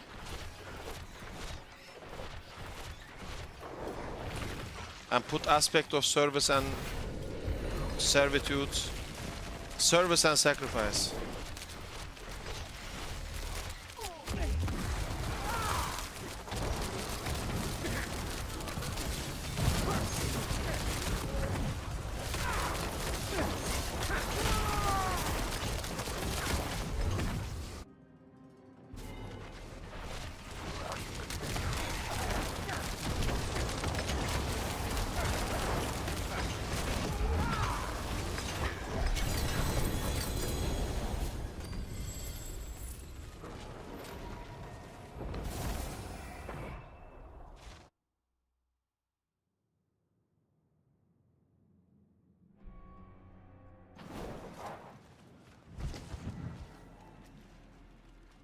Yulito Blaster.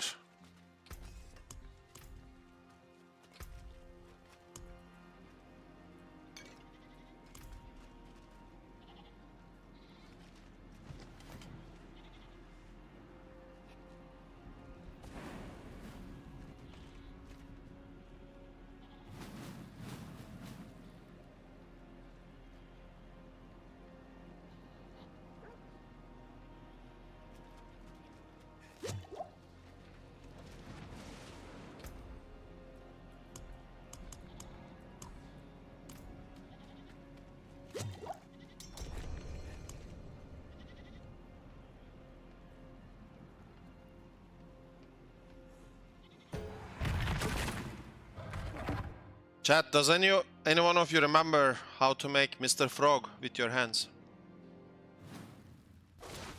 You don't remember, do you? I thought you last 2 streams ago. Look, you do this and do this. Then your ring fingers need to cross while you keep your pinky fingers parallel to each other. Your ring fingers need to cross like this. Then your middle fingers are going to wrap around your ring fingers, and you're gonna use your pointer finger. And then you have Mr. Frog. See? Mr. Frog says hi. Hi. Wait. Yeah, okay. Mr. Frog is pretty blasting.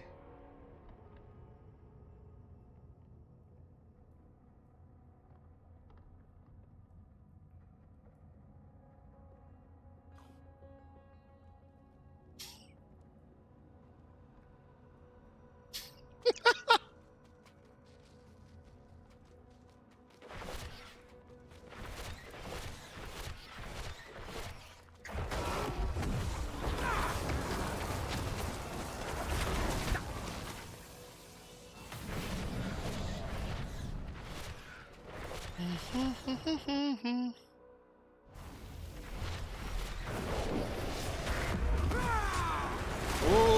what? What killed me?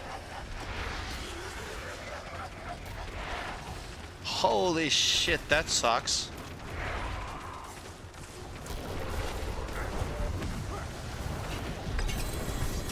What was that?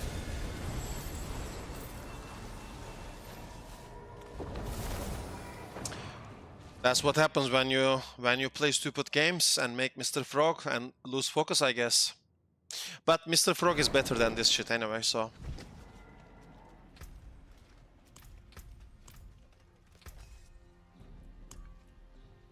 Why oh, it's because I got rest. I see.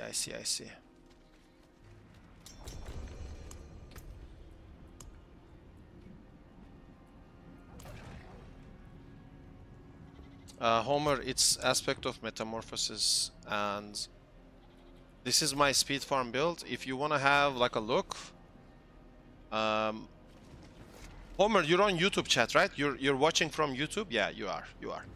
So all you have to do, Homer, go to my channel and look at my latest video. It's called Super Speed Farm Necromancer. It's a 5-minute video. I explain everything from start to finish, and the build planner is linked in the pinned comment and in the video description, so you can follow it and have the same build, and it's very easy to play. We have a spot. Who wants in?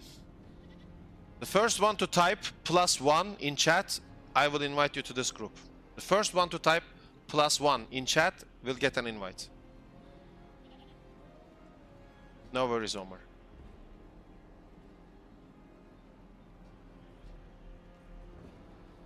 Checking. Okay, no one wants in. It's free pits. It's free pits. We'll get someone from the guild then.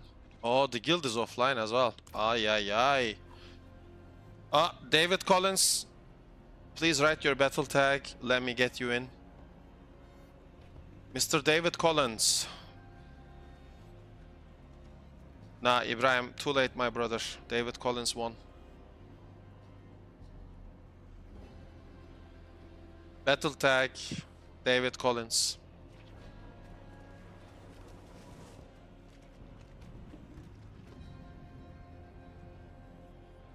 Done.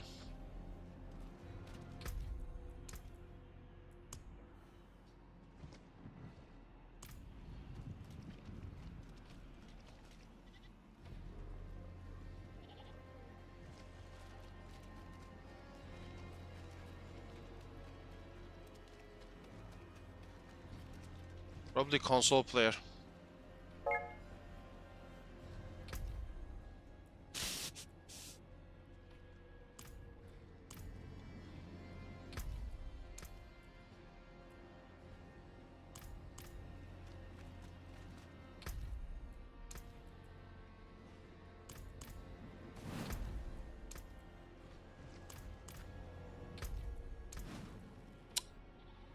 What the f... He's in pit?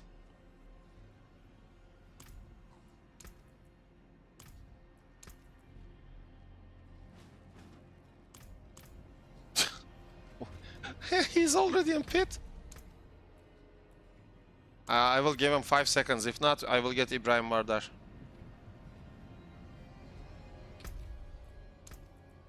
He's busy. He's in a party. Nah, he's ready. He's ready.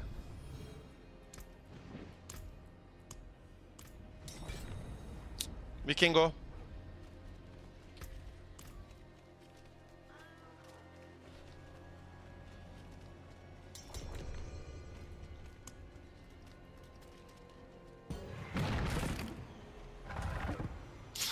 He's waiting for us inside. New cycle.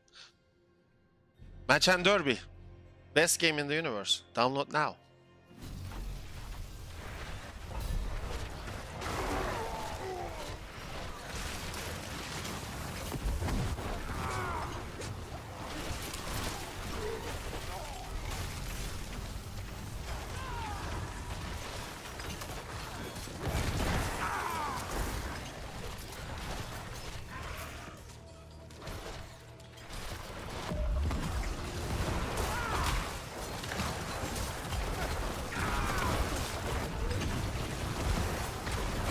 What the? Where is that damage reduction guy?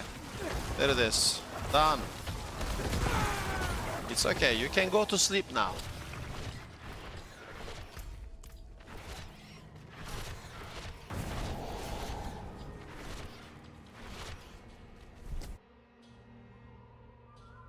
Cakes life.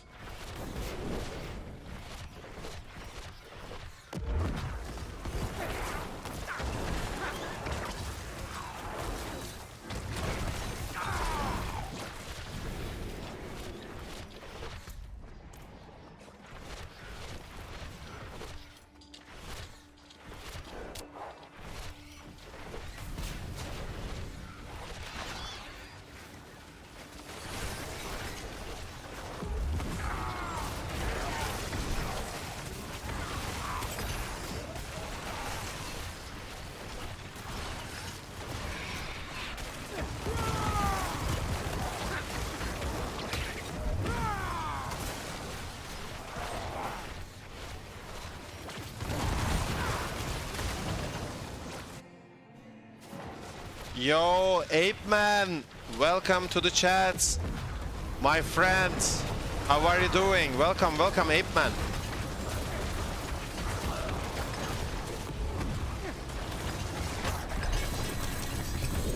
Ape Man, the blaster himself, has joined. Hey, question: with or without man down? Without man down, Raul. Ape Man, today was a little interesting. One of us hit a ground. Hornet's nest and got stung. 10 to 12 people stings in the leg. 10 to 12 stings in the legs and upper thigh. Lol. Oh shit. Get well soon, my brother. Let's find those bees and kill them all and then revive them, yeah? As an army. It's gonna be army of the undead bees that stung you. It's hornets. So is the hornet a wasp? Is it like a wasp? Or is it like the bees? I think hornet is a wasp, yes?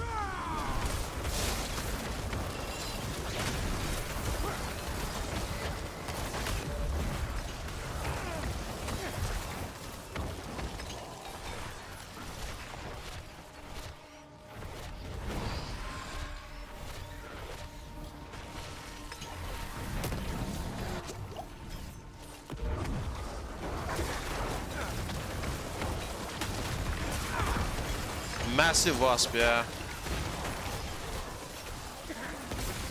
Fucking hell. Ape Man, I'm really sorry to hear that. If I may, I'm gonna make like a little bit of a joke about this incident. Not because I don't respect you or anything, but to maybe make you feel good, you know? So consider yourself as a level 1 character in real life, okay? You're in the leveling zone, and basically you got injured by the first mobs.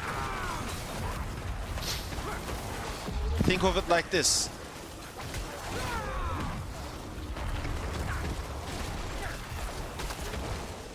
Or maybe level 10. I mean, wasps are actually disgusting. So let's of course give you some credit. I would say level 10, but towards the end of the leveling zone. And you have an encounter with these wasps, or hornets, you call them. At the end, you got them and you got your level up, but you know, it took you some sweat. You're almost 48 and you don't have any soft feelings to hurt. Nah, this. I appreciate you, man. I appreciate you. I appreciate you, big time. I don't know what's up with these hornets or wasps all of a sudden. I think they're like increasing their population, or maybe I'm getting older and my awareness is higher, but I see more of those fuckers now for some reason.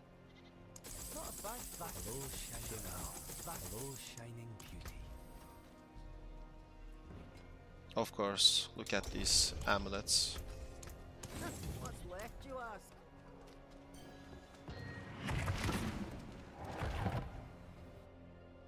Hi, from Puerto Rico. Question, with or without Mandan? Without. No Mandan. No Mandan. I answered. No Mandan. No Mandan. No. No Mandan.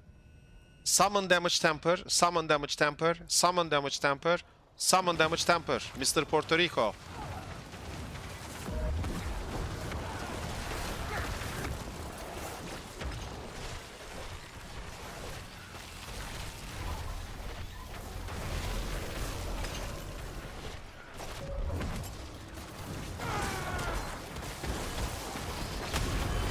Bro, you're 48. 48 is the new 25. Didn't you get the news? 48 is the new 25, brother. Come on, like 48. I mean, come on, man. It's the new 25. What?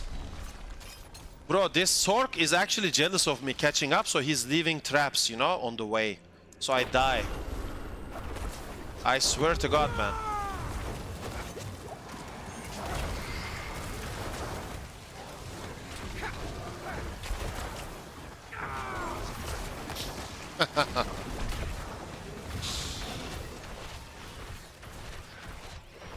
He's trying to sabotage me, chat.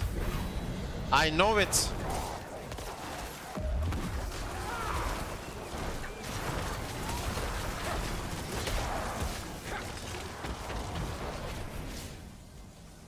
You're 51? Brother, 51 is the new 27. Don't you know? Didn't you get the news? 51 is the new 27. 48 is the new 25. Come on, guys. Get those news, man. I mean, look at fucking Brad Pitt. He's 100 and he's handsome than all of us combined.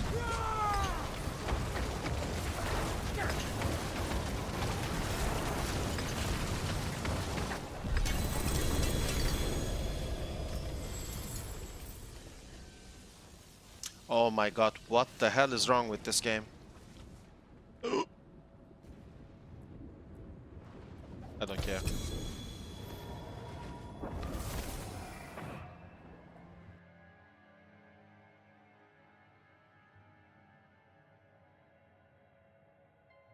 Reverse double dip mechanic. You guys didn't know. I mean, come on, man. We are men. Like when they age, they're like wine. They become more precious, especially if they're not married. I don't want to sound sexist, okay? I'm just stating some facts that I believe to be true. That's all. I have respect for all genders. Let's not, you know, I'm not saying anything misogynistic or whatever. Just saying. Fuck, I need to explain myself all the time so that people don't get like any wrong ideas about me. That kind of sucks. Can we use why use prison? So when you use a prison, you get 15x damage increase, but you spawn the prison, then you destroy the prison, you get damage buff from Kalan's Edict. It says when one of your minions die. Look at the second paragraph. When one of your minions die, your other minions enrage, dealing 20x increased damage for 3 seconds. You put the prison, you have to press prison again. This destroys your prison. When the prison is destroyed, the game thinks, oh, minion died. Give them buff. So it triggers Kalan's Edict. Why am I taking so much damage? What the fuck is going on?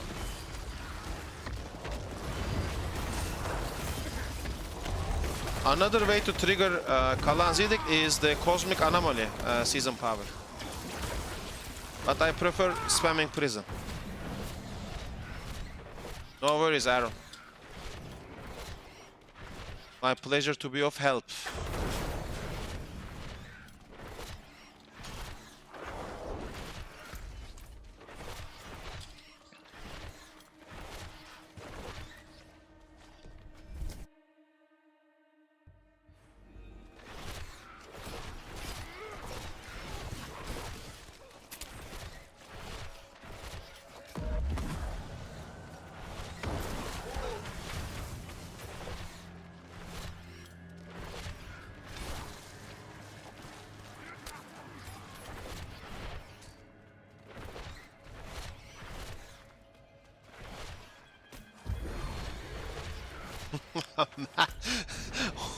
Who designs this fucking pit map?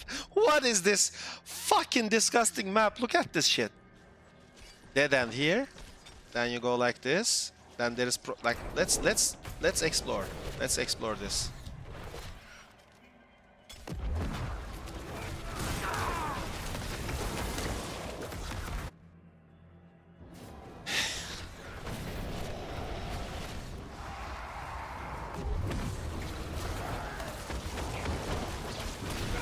Ape man, give me your battle tag.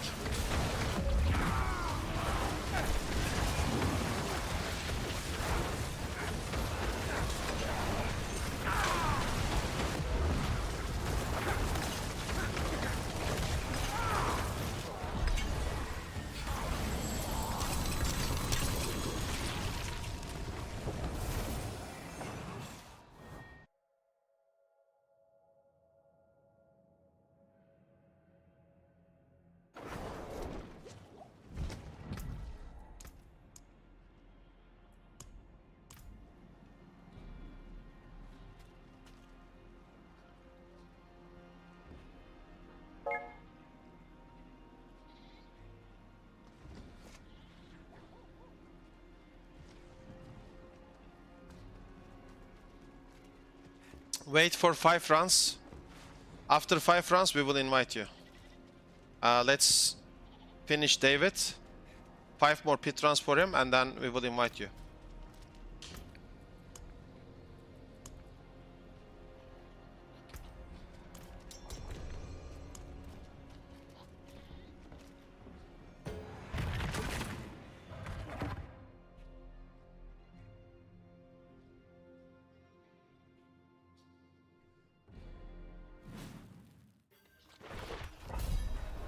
I think I'm in a separate pit. Oh shit. I am. It's bugged. Or? No, it's not.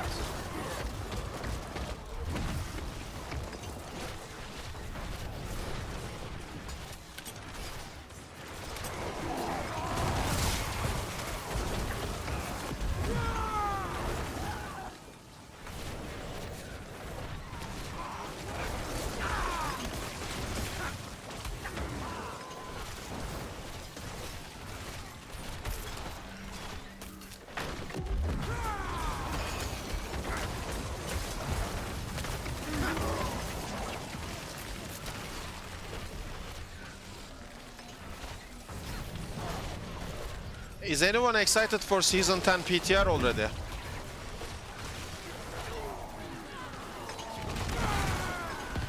I know I am. Not really. I think Infernal Hordes are gonna be fucking bad. But the build link? You mean the pit push? I think I should. Listen, it's not updated, the pit push one. But I think I'm gonna update it anyway because I have proven my point. A lot of people have been asking this, but yeah, it's just 3 items. Not even 3, just drop Ring of Mandan. You put a ring with summon damage and ultimate CDR temper. You put Grasping Veins. And that's it. And if you're talking about the speed farm build, that's a different planner. So are you talking about the pit push build or speed farm build?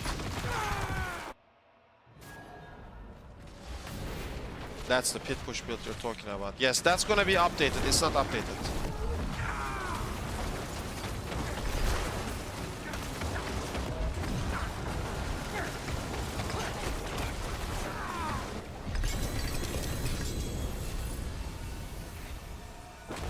In 4 runs, I'm gonna get you, Ape Man. We're gonna get you some... Raul, just drop Ring of Mandel, get a Legendary Ring, Intelligence, Attack Speed, Max Life. Put Aspect of Grasping Veins, Summon Damage, Ultimate CDR Tempers on everything, okay? Summon Damage, Ultimate CDR Temper, that's it. I will update it later. 4 more runs, then I'm gonna get Ape Man, because he got stung by Hornets. So we're gonna give him some presents in terms of glyph leveling and whatnot.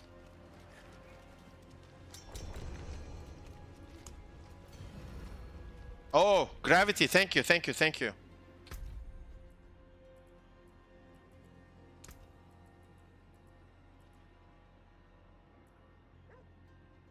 He's also in pits.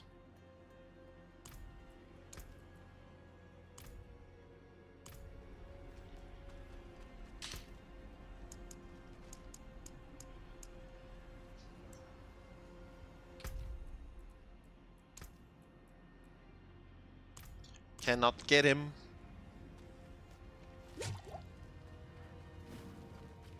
Mr. Apeman.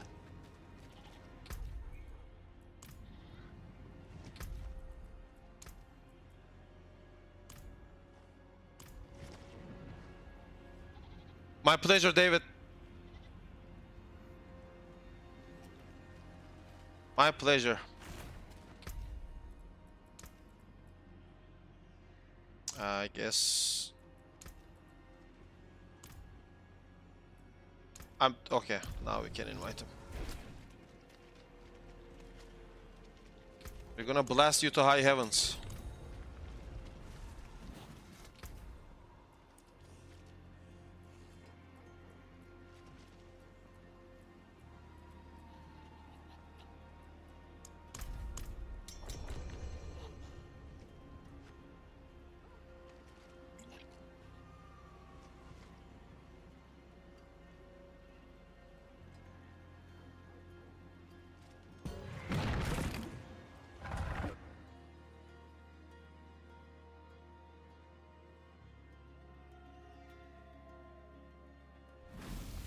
Ha ha ha ha!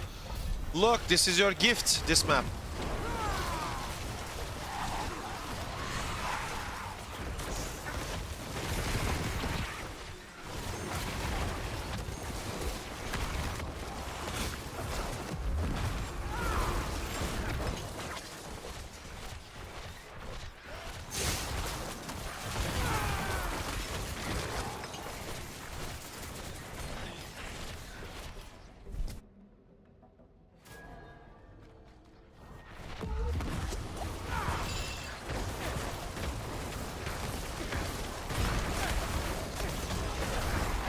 İbrahim Vardar. İp var, ip, ip.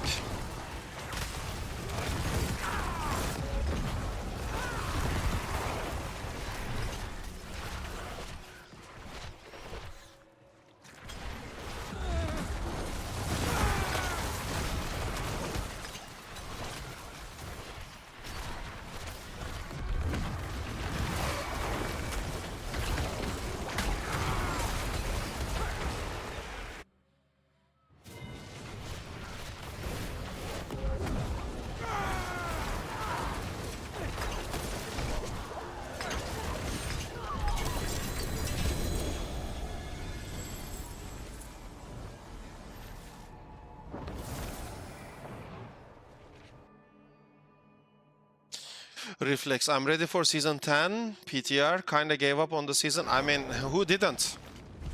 I told everyone, all of my closest friends, that this season is gonna be the worst season of all times. I think this season is like, it is competing against season 1 to be like one of the worst seasons in the entire game. The only thing that's good about this season in terms of Necromancer is these gloves. These gloves and this seasonal power. Those are the two things that are really good for a Necromancer. Other than that, it's Blood Wave meta again. It's like everything is so boring and bad. They really need to focus on Summon Necromancer. I think the community have given the developers a clear answer. Everyone is playing the Summon Necromancer, is having a great time. At least everyone I know of.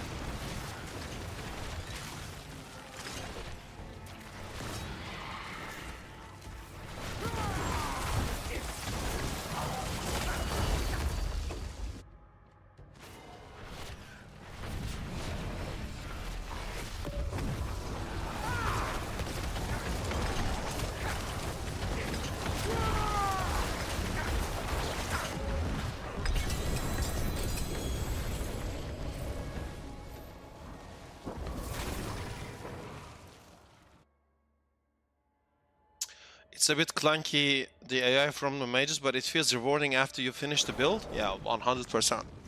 And that should be the ultimate purpose of any ARPG game. That's actually good. I personally think assembling this build is a great way to plan like what a build or what a game can do, and I think that's a wonderful system. They just bring one set of gloves and those gloves change the entire spec.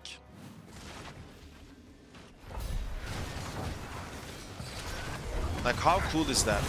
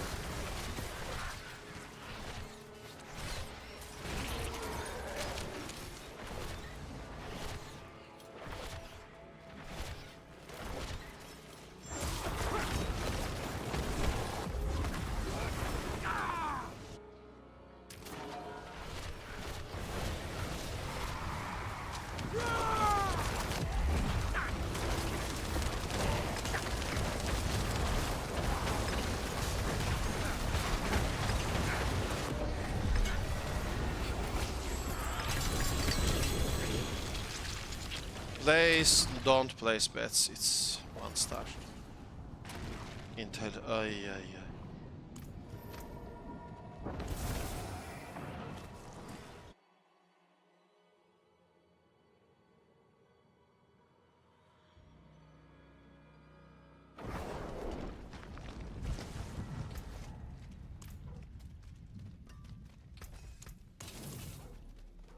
Ape Man, how are your glyphs? How are your glyphs, my friend? Your glyph levels are blasting or not?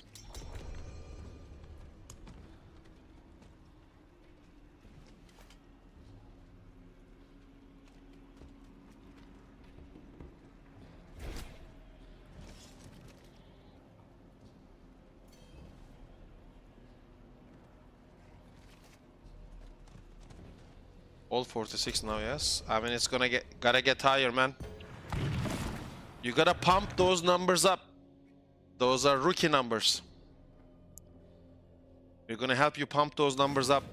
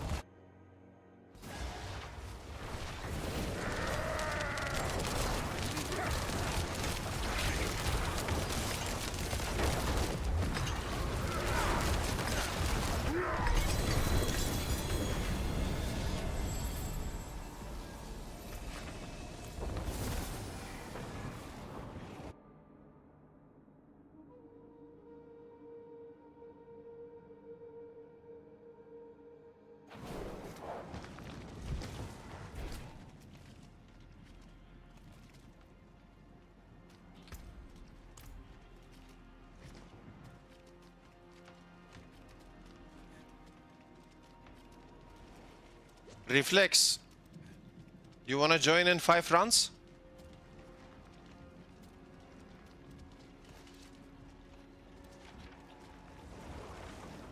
Or Ibrahim Vardar. You wanna join in 5 rounds? Ibrahim, would you like to join in 5 rounds?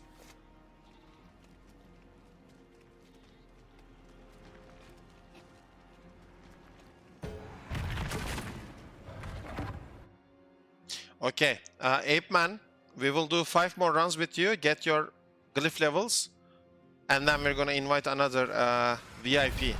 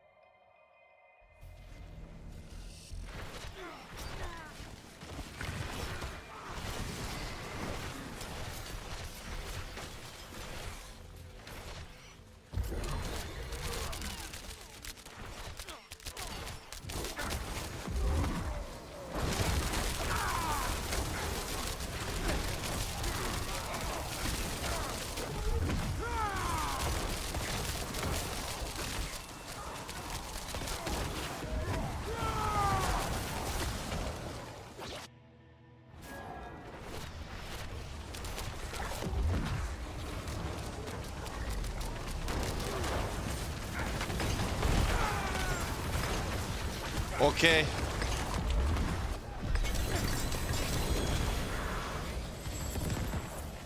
Okay, Ibrahim.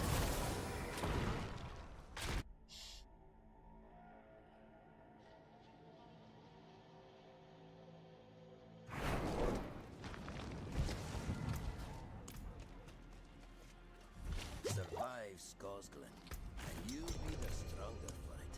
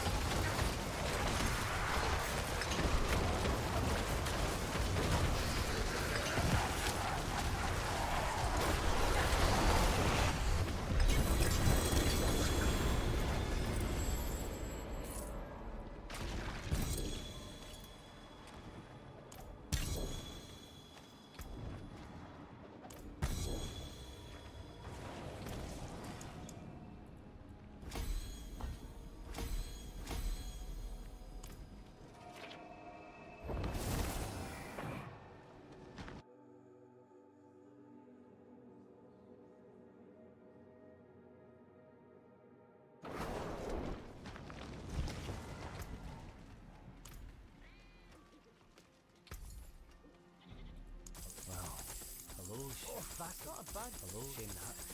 Fast. Wow. There's something special.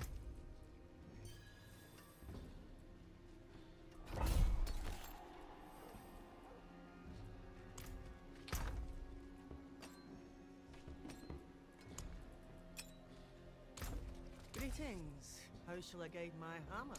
What's still got some good in it?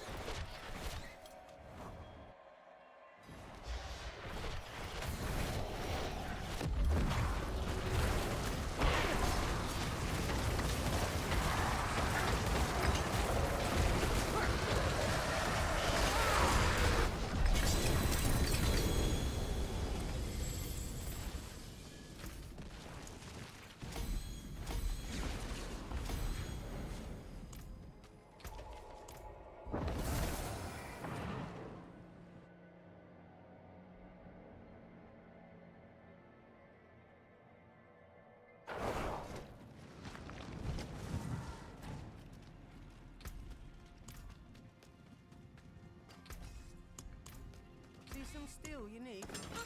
More there than I thought.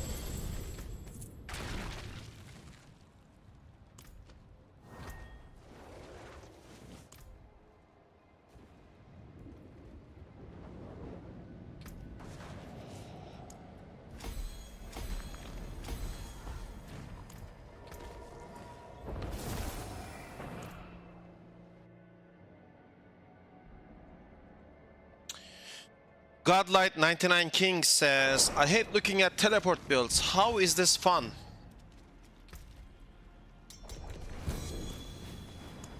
I think it's a subjective thing we're talking about, right?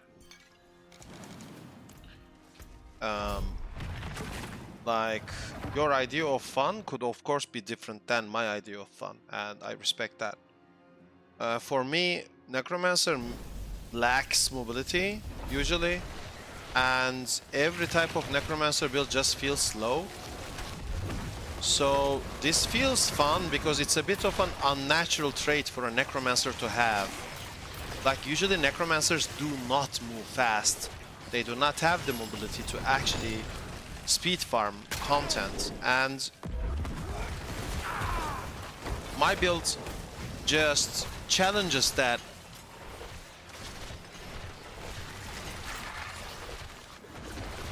And basically brings forth an unnatural characteristic for a Necromancer. So when you look at it from that aspect, I think it's fun. Yo, Zoso, welcome, welcome. When you have lead boots at Necro, teleport feels fun.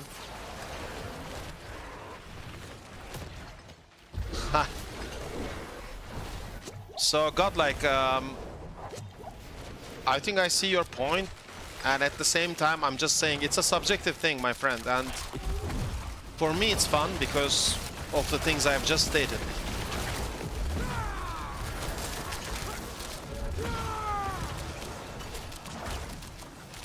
Again, this is subjective, so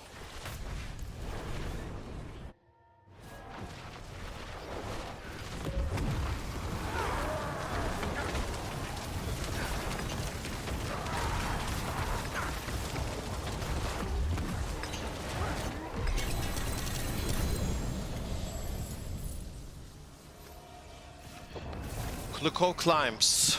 I am playing first time Diablo 4. I am around 90 level. How do I make my build when I don't have access to all the artifacts, etc.? So,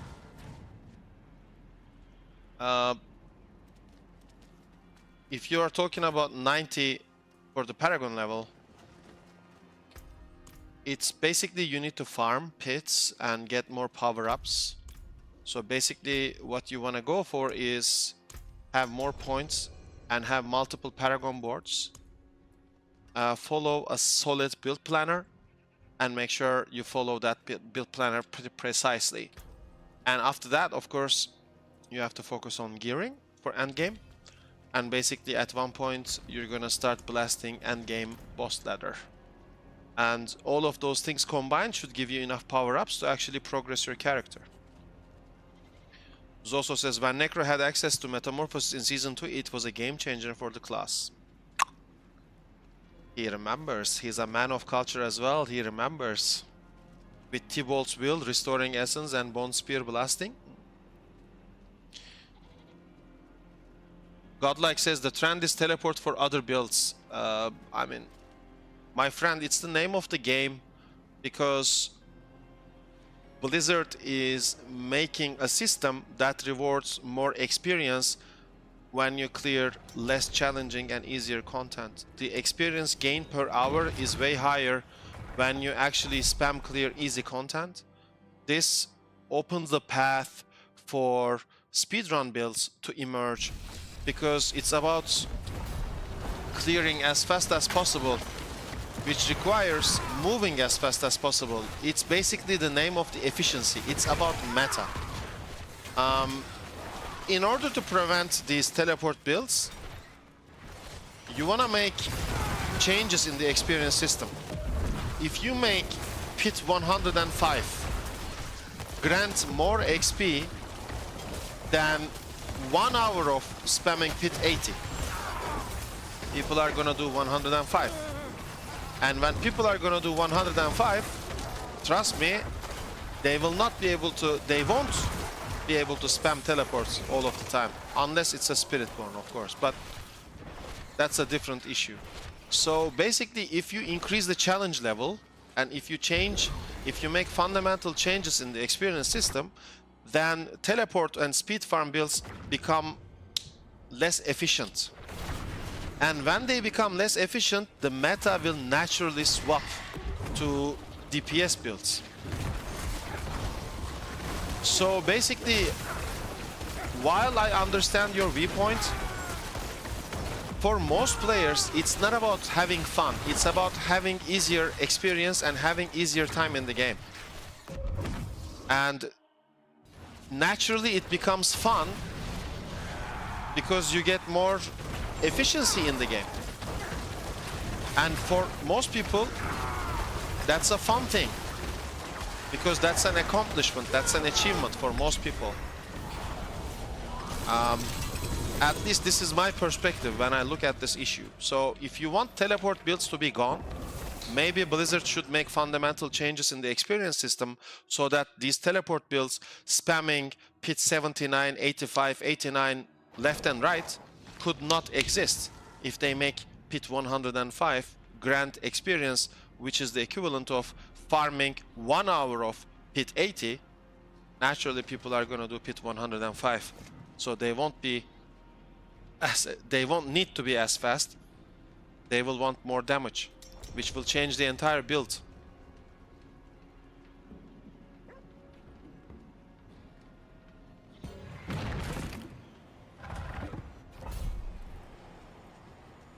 Global says, it's season 15. Shadow Bloodwave is clearing pit 150. Lamson 246 enters the chat. This deserves a heart from me. I'm sorry, I'm gonna have to be AFK for 2 seconds for Global. Aaron says, you forgot in my opinion, because like the movement, you don't have to use the movement he uses. I use 7 mobility skill personally. You're using the Operator Auto build. That's also pretty good build, yeah.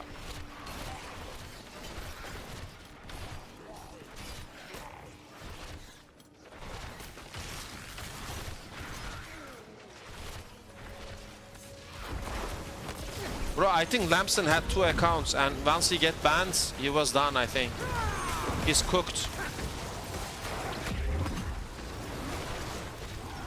I thought Lamson would be a more serious challenger, you know, with 5 or 6 or 7 accounts. Maybe even 10 accounts. But turns out Lamson only had 2 accounts. And he got terminated.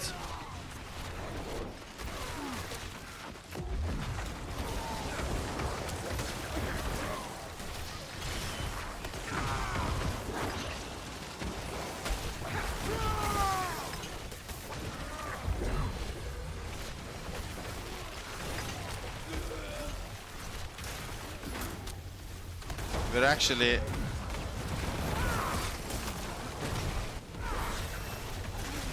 Ooh, Paragon 269, wow.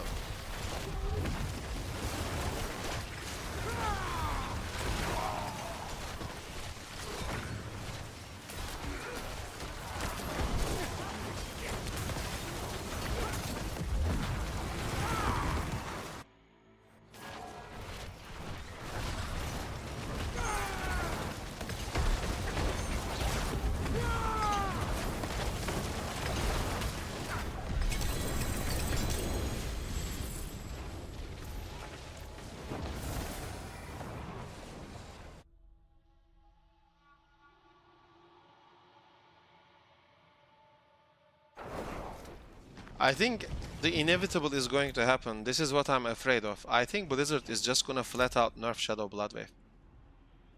Like they did to Bone Spirit. Which is really upsetting, if you ask me. I don't think they should nerf. They should just buff the other builds. Like Summon Necromancer could be buffed. The Shadow Blight Necromancer could be buffed. Naturally, they will take over, and Shadow Bloodwave will become the meta. Yo, Ape Man, our pleasure, my friend, our pleasure. I'm gonna have to remove you from friend list because my friend list is about to be full. Nothing personal, my friend, nothing personal. New cycle. See you, my friend. See you, see you, see you. See you. If everyone's gonna go to sleep, maybe we should call it early tonight. What do you guys think?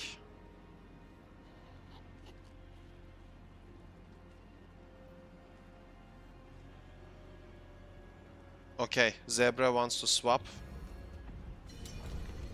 Okay. I mean, I'm okay with calling it early tonight, to be fair. I'm a bit tired, but we'll see. See some steel you need? We shall see. If I call it early tonight, maybe I can play some Counter-Strike. Return soon. Godlike says, I create Hydra build without teleport for Sorcerer that can do pit 100 in 8 minutes without teleport in Eternal. That's good. That's good shit, man. I forge more than horseshoes and nails. What do you need? Aaron says... Okay, so Godlike says, very deep analysis, I get it. I just play for pleasure. I'm 297 on Eternal and this is where I play since launch. Congrats, you're about to hit 300 on Eternal. That's all good. New cycle, I will give you VIP after the stream. You will get VIP after the stream. You will have that diamond next to your name next stream. I promise you will get VIP. Okay? From Twitch. Aaron says, yeah, I'm using different elements from all your builds. Thank you for giving us the information and different ways to help us. People forget it's a guide and you can choose what to use personally. Much love, my friend. Thank you for the kind message. Much appreciated.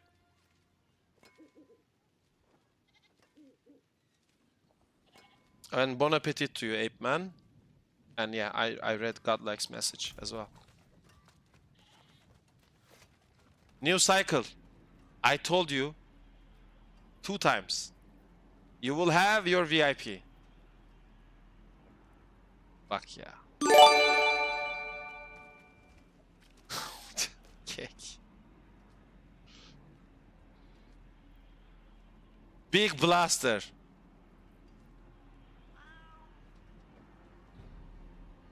Big blaster. New cycle. Thank you. You know what? He wants special attention. I will give him special attention. Give me 2 seconds. He wants special attention, chat. He wants special attention. I give you VIP. Wait. You want VIP? You want VIP? You want VIP? I give you VIP.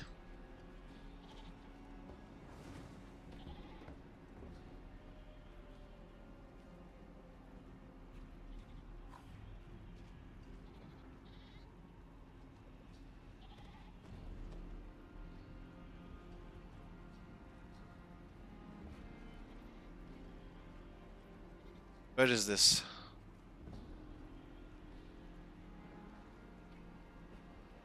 Viewer rewards. Community. Roles manager. Add new. New cycle.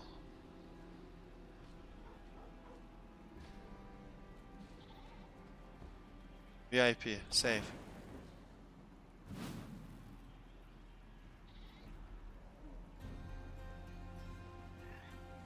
Do you have VIP? New cycle. Check.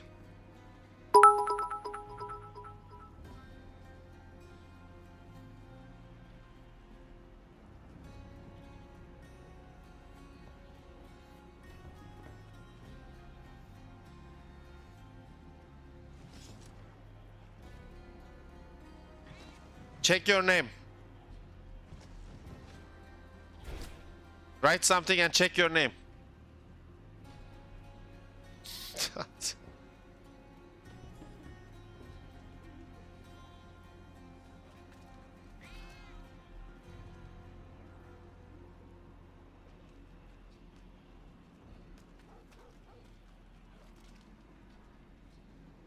You want speed farm? I give you speed farm. A speed farm. VIP test 3. Ah. You got your VIP. Now you can go to sleep. You have been acknowledged. You have your VIP. But You didn't deserve it like Zebra with. You actually bought it with the gifted subs and cheers, I think. I'm joking, I'm joking. Well, hello, shining shit. Not a bad pull, that. All finished, are you? Chat. The best game in the entire universe is Match and Derby. You have to download Match and Derby. That's the best game in mobile. It's about horse racing. It's better than Diablo 4. That's all I can say. You have to download today. I'm in the leaderboards in that game. Match and Derby. Horse racing. Best game in the universe.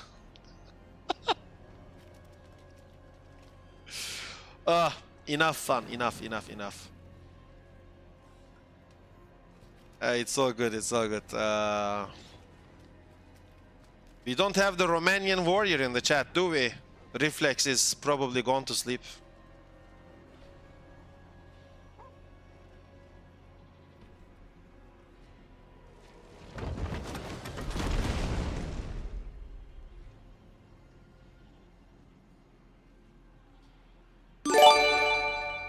New cycle is blasting, man.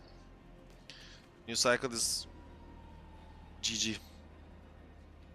GG. Blasting on Twitch. Bruh. Thank you so much. Thank you, bro. Much appreciated.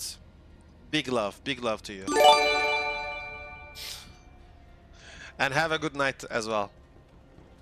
He's actually blasting, like, very good guy, very good guy. Very good guy.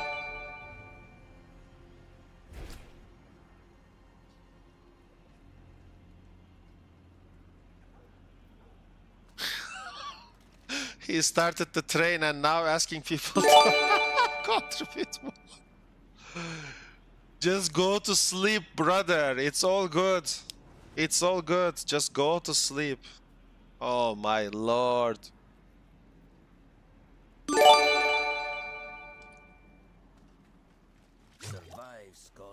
You don't have to do this.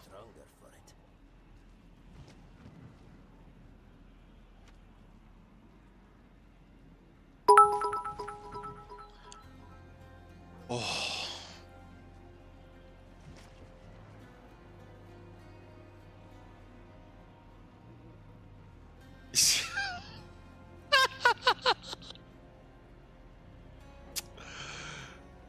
Oh my god. Hippie di farma, hippie di farma.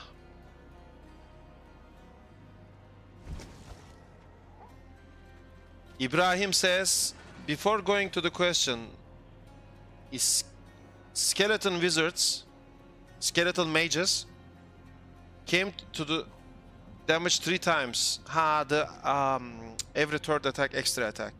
But did you think intelligence would be better? I think he says this. His masterworking hit skeletal intelligence better. Intelligence better. Intelligence better. Because of its multiplicative skill damage increase, it's better than the additive increase. Ibrahim.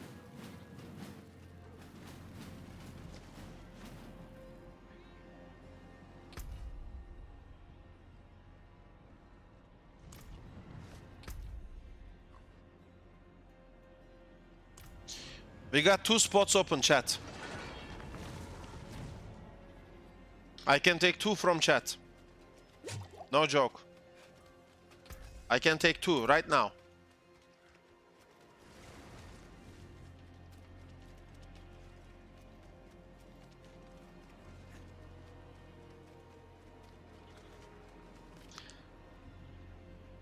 If you join the hype train on Twitch,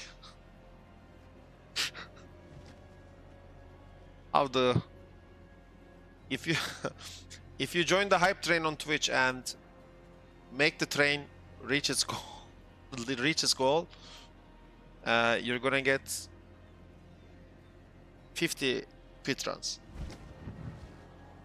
I'm joking. You don't have to do that shit at all. It's a fucking joke. For those of you that don't get it, it's a joke. You don't have to do anything. I can take 2 people from chat if you want to join these pitruns. Free experience.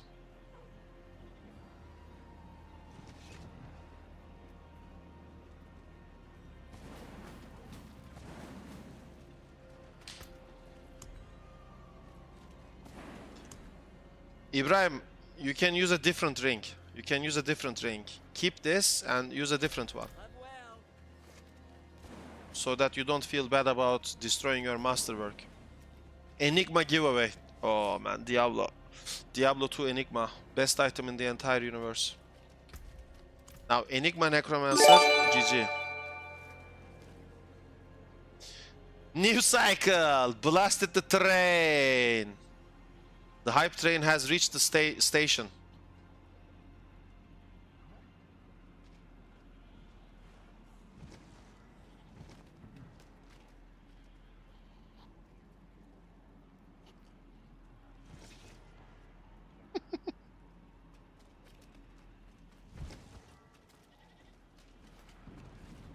GG, man. GG. Ibrahim, battle tag. Battle tag.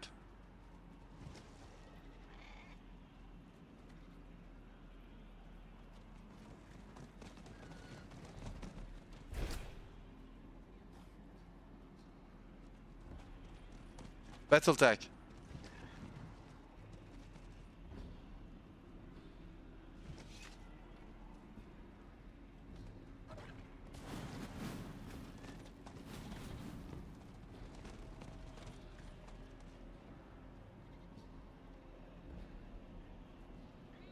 Bro, instead of saying yep, give me your battle tag.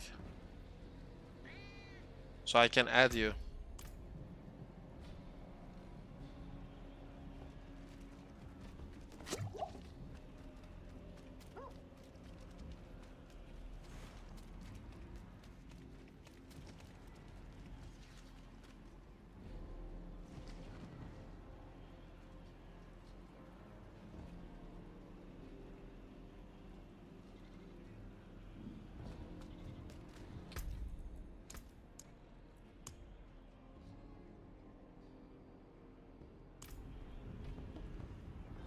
We have a spot open. We have a spot open.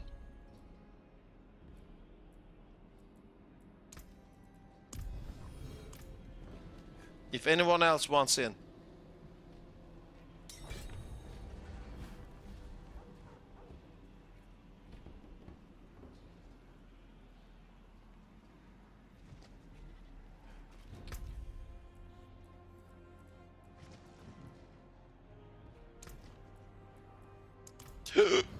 I made a mistake. I can't invite him. I was going to remove him from friends, man. 9. Easy.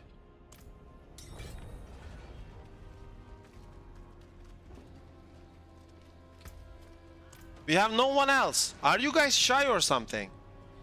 We will play, man. It's experience farm. Thanks. Bro, you have so many people watching. Okay, nobody wants to play. Just go.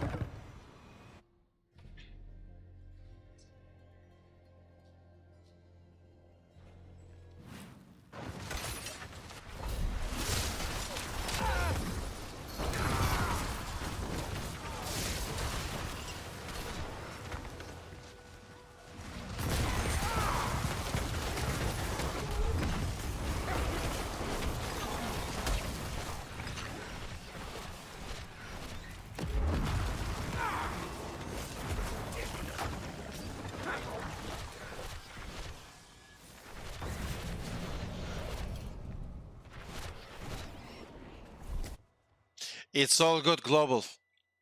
You are Omega VIP anyway.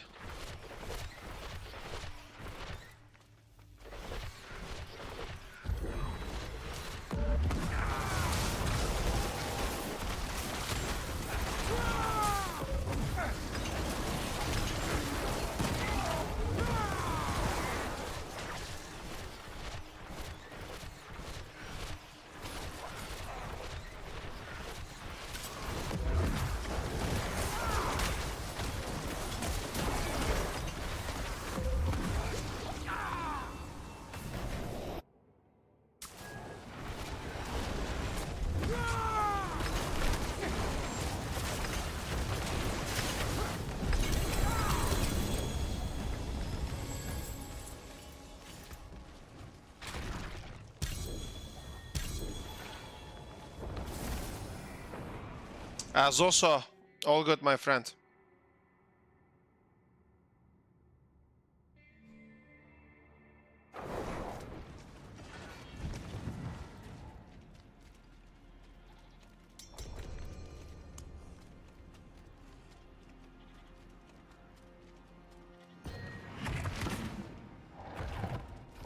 Aaron Ranara says, hello, can you hover around your gear, please? Aaron, I have a better idea. I will for you after this run, but if you want to really know everything about my build right now for the speedrun one, you can just go to YouTube. There is a 5-minute guide video that will show you everything you want, and it will talk about every detail you want in 5 minutes. And the best news is there's a build planner under that video, but if you don't want to look at that, I got you covered, fam. Just give me after this pit and I will show you everything.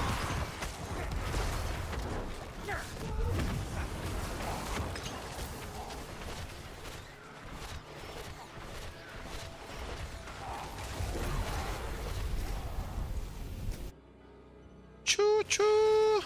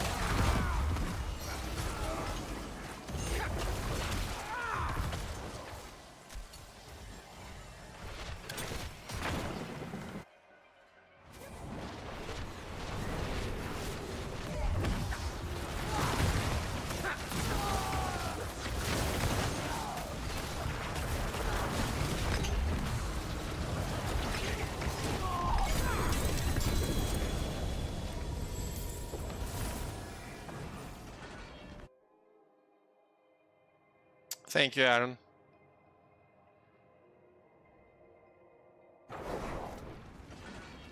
I'm gonna hover over my gear as promised. This is Harlequin Crest. This is not pit pushing, this is speed farming build. This is super speed necro. My build. Harlequin Crest because the cooldown reduction helps reduce evade cooldown reduction. Shroud of False Death, Hand of Nas, Blood Moon Breaches. These boots have evade cooldown reduction temper and is triple masterworked. Weapon is the same. Skeleton Mage attacks cast twice, and then we use aspect of service and sacrifice. On the amulet we're using evade cooldown reduction temper, and the aspect is aspect of metamorphosis. Metamorphosis makes evade become a vampiric teleport. On the ring we have aspect of the damned, and on the other ring we have aspect of reanimation, and that's it. That's the gear.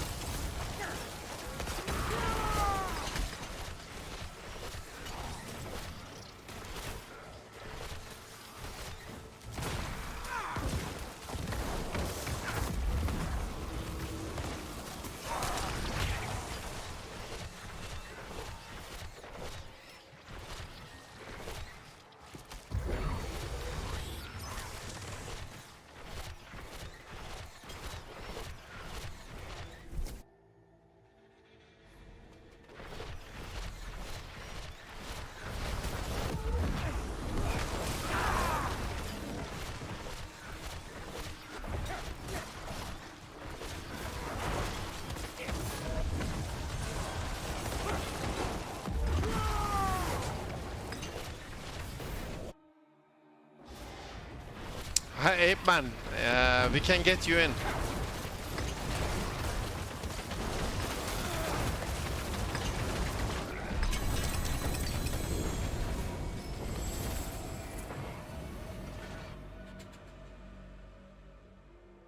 The crit chance is absolute trash.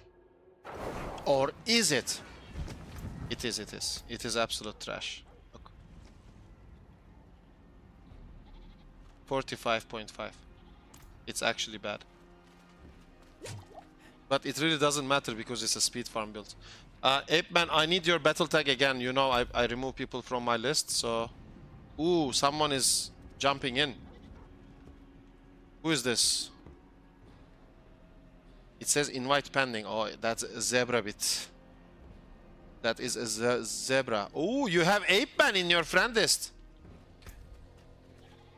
You got... That's good. The wife wants to play. Is he in town? What? What?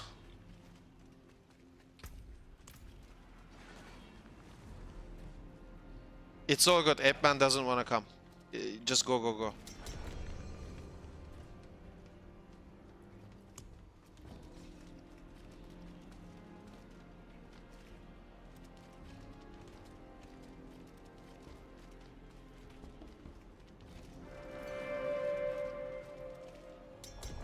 I appreciate that. Tutu Slayer 123 follow. Thank you for the follow. Much appreciated. Ibrahim, we don't have anyone else who wants to join. Ape Man, it's all good. It's all good. My guy, all good.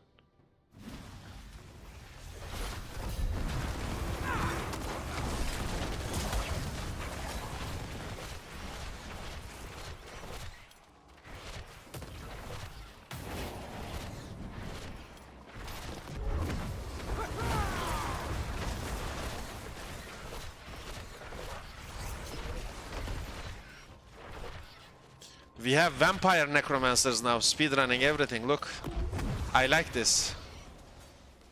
I like this. We have vampire necromancers now.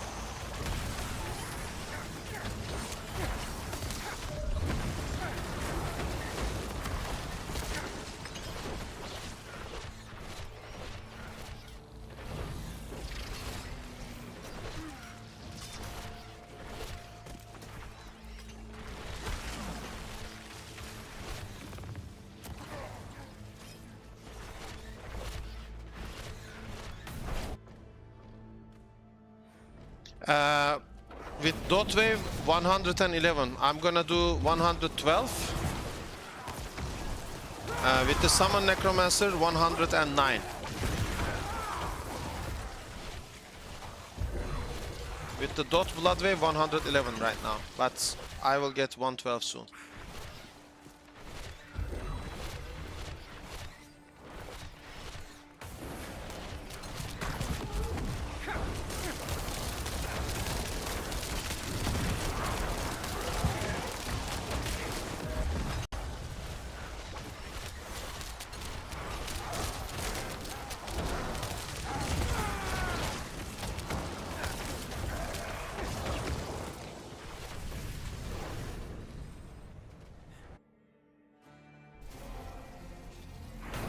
Never tried Diablo with a controller. I can't go back to... Oh. One sec.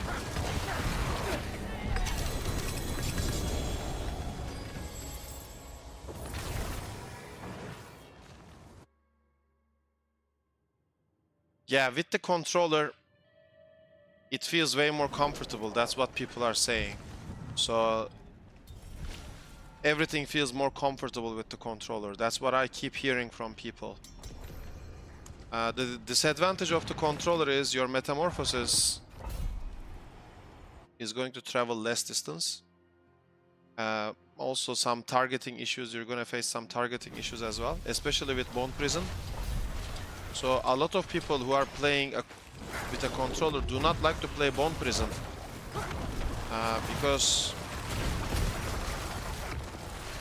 because aiming it is a problem.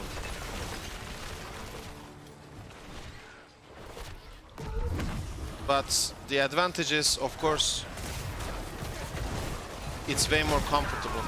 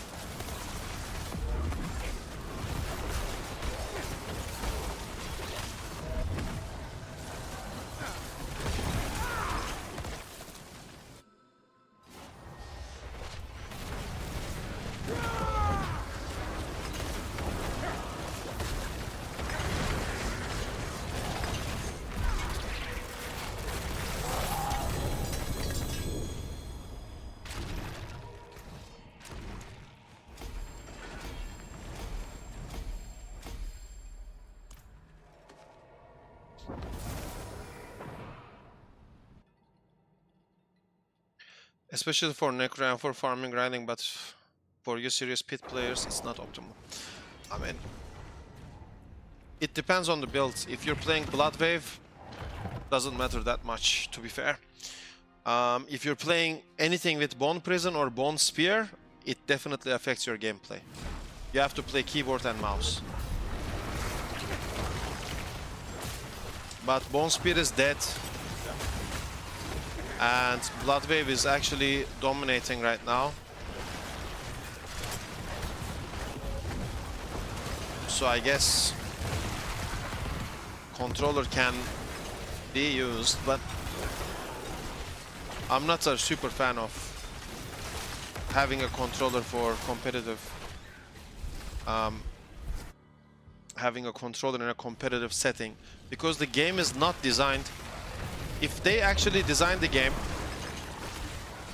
that would be also good for a competitive, like, controller gameplay, then I would be super fine with it. But when I cannot aim my Bone Prison on a controller, or I get restricted with the range of my metamorphosis, because when you play with a controller, it's actually shorter distance. That pisses me off.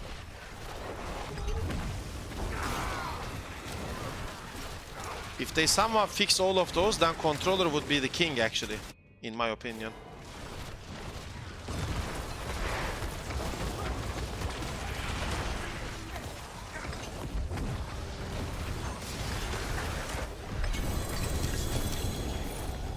Place your bets. Amulet 2GA. Place bets.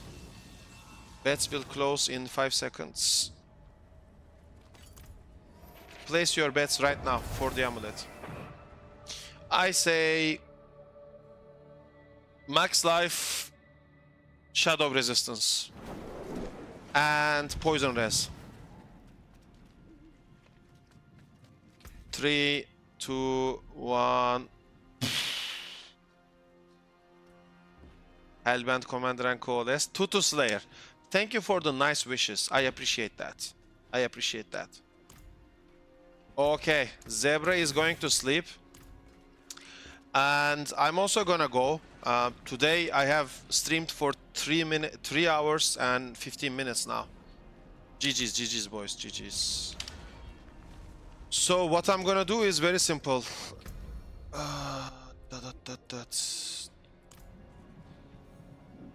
If you have any questions, ladies and gentlemen, if you have any questions at all, you can always catch me live.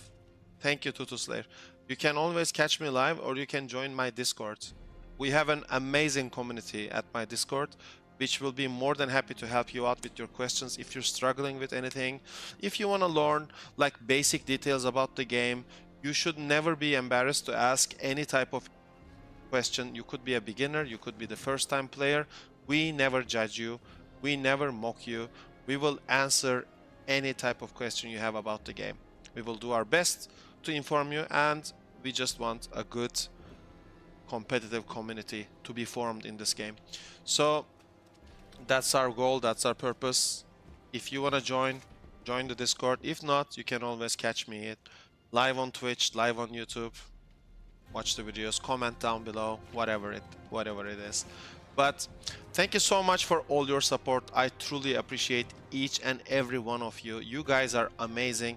This is the reason why I have started consistently streaming, because there is such a nice positivity with my community, and I love each and every one of you. And I wish you the best for the rest of your day, night, wherever you are. Have a good night, have a good day, and I'll see you in the next one. Thank you so much, and take care.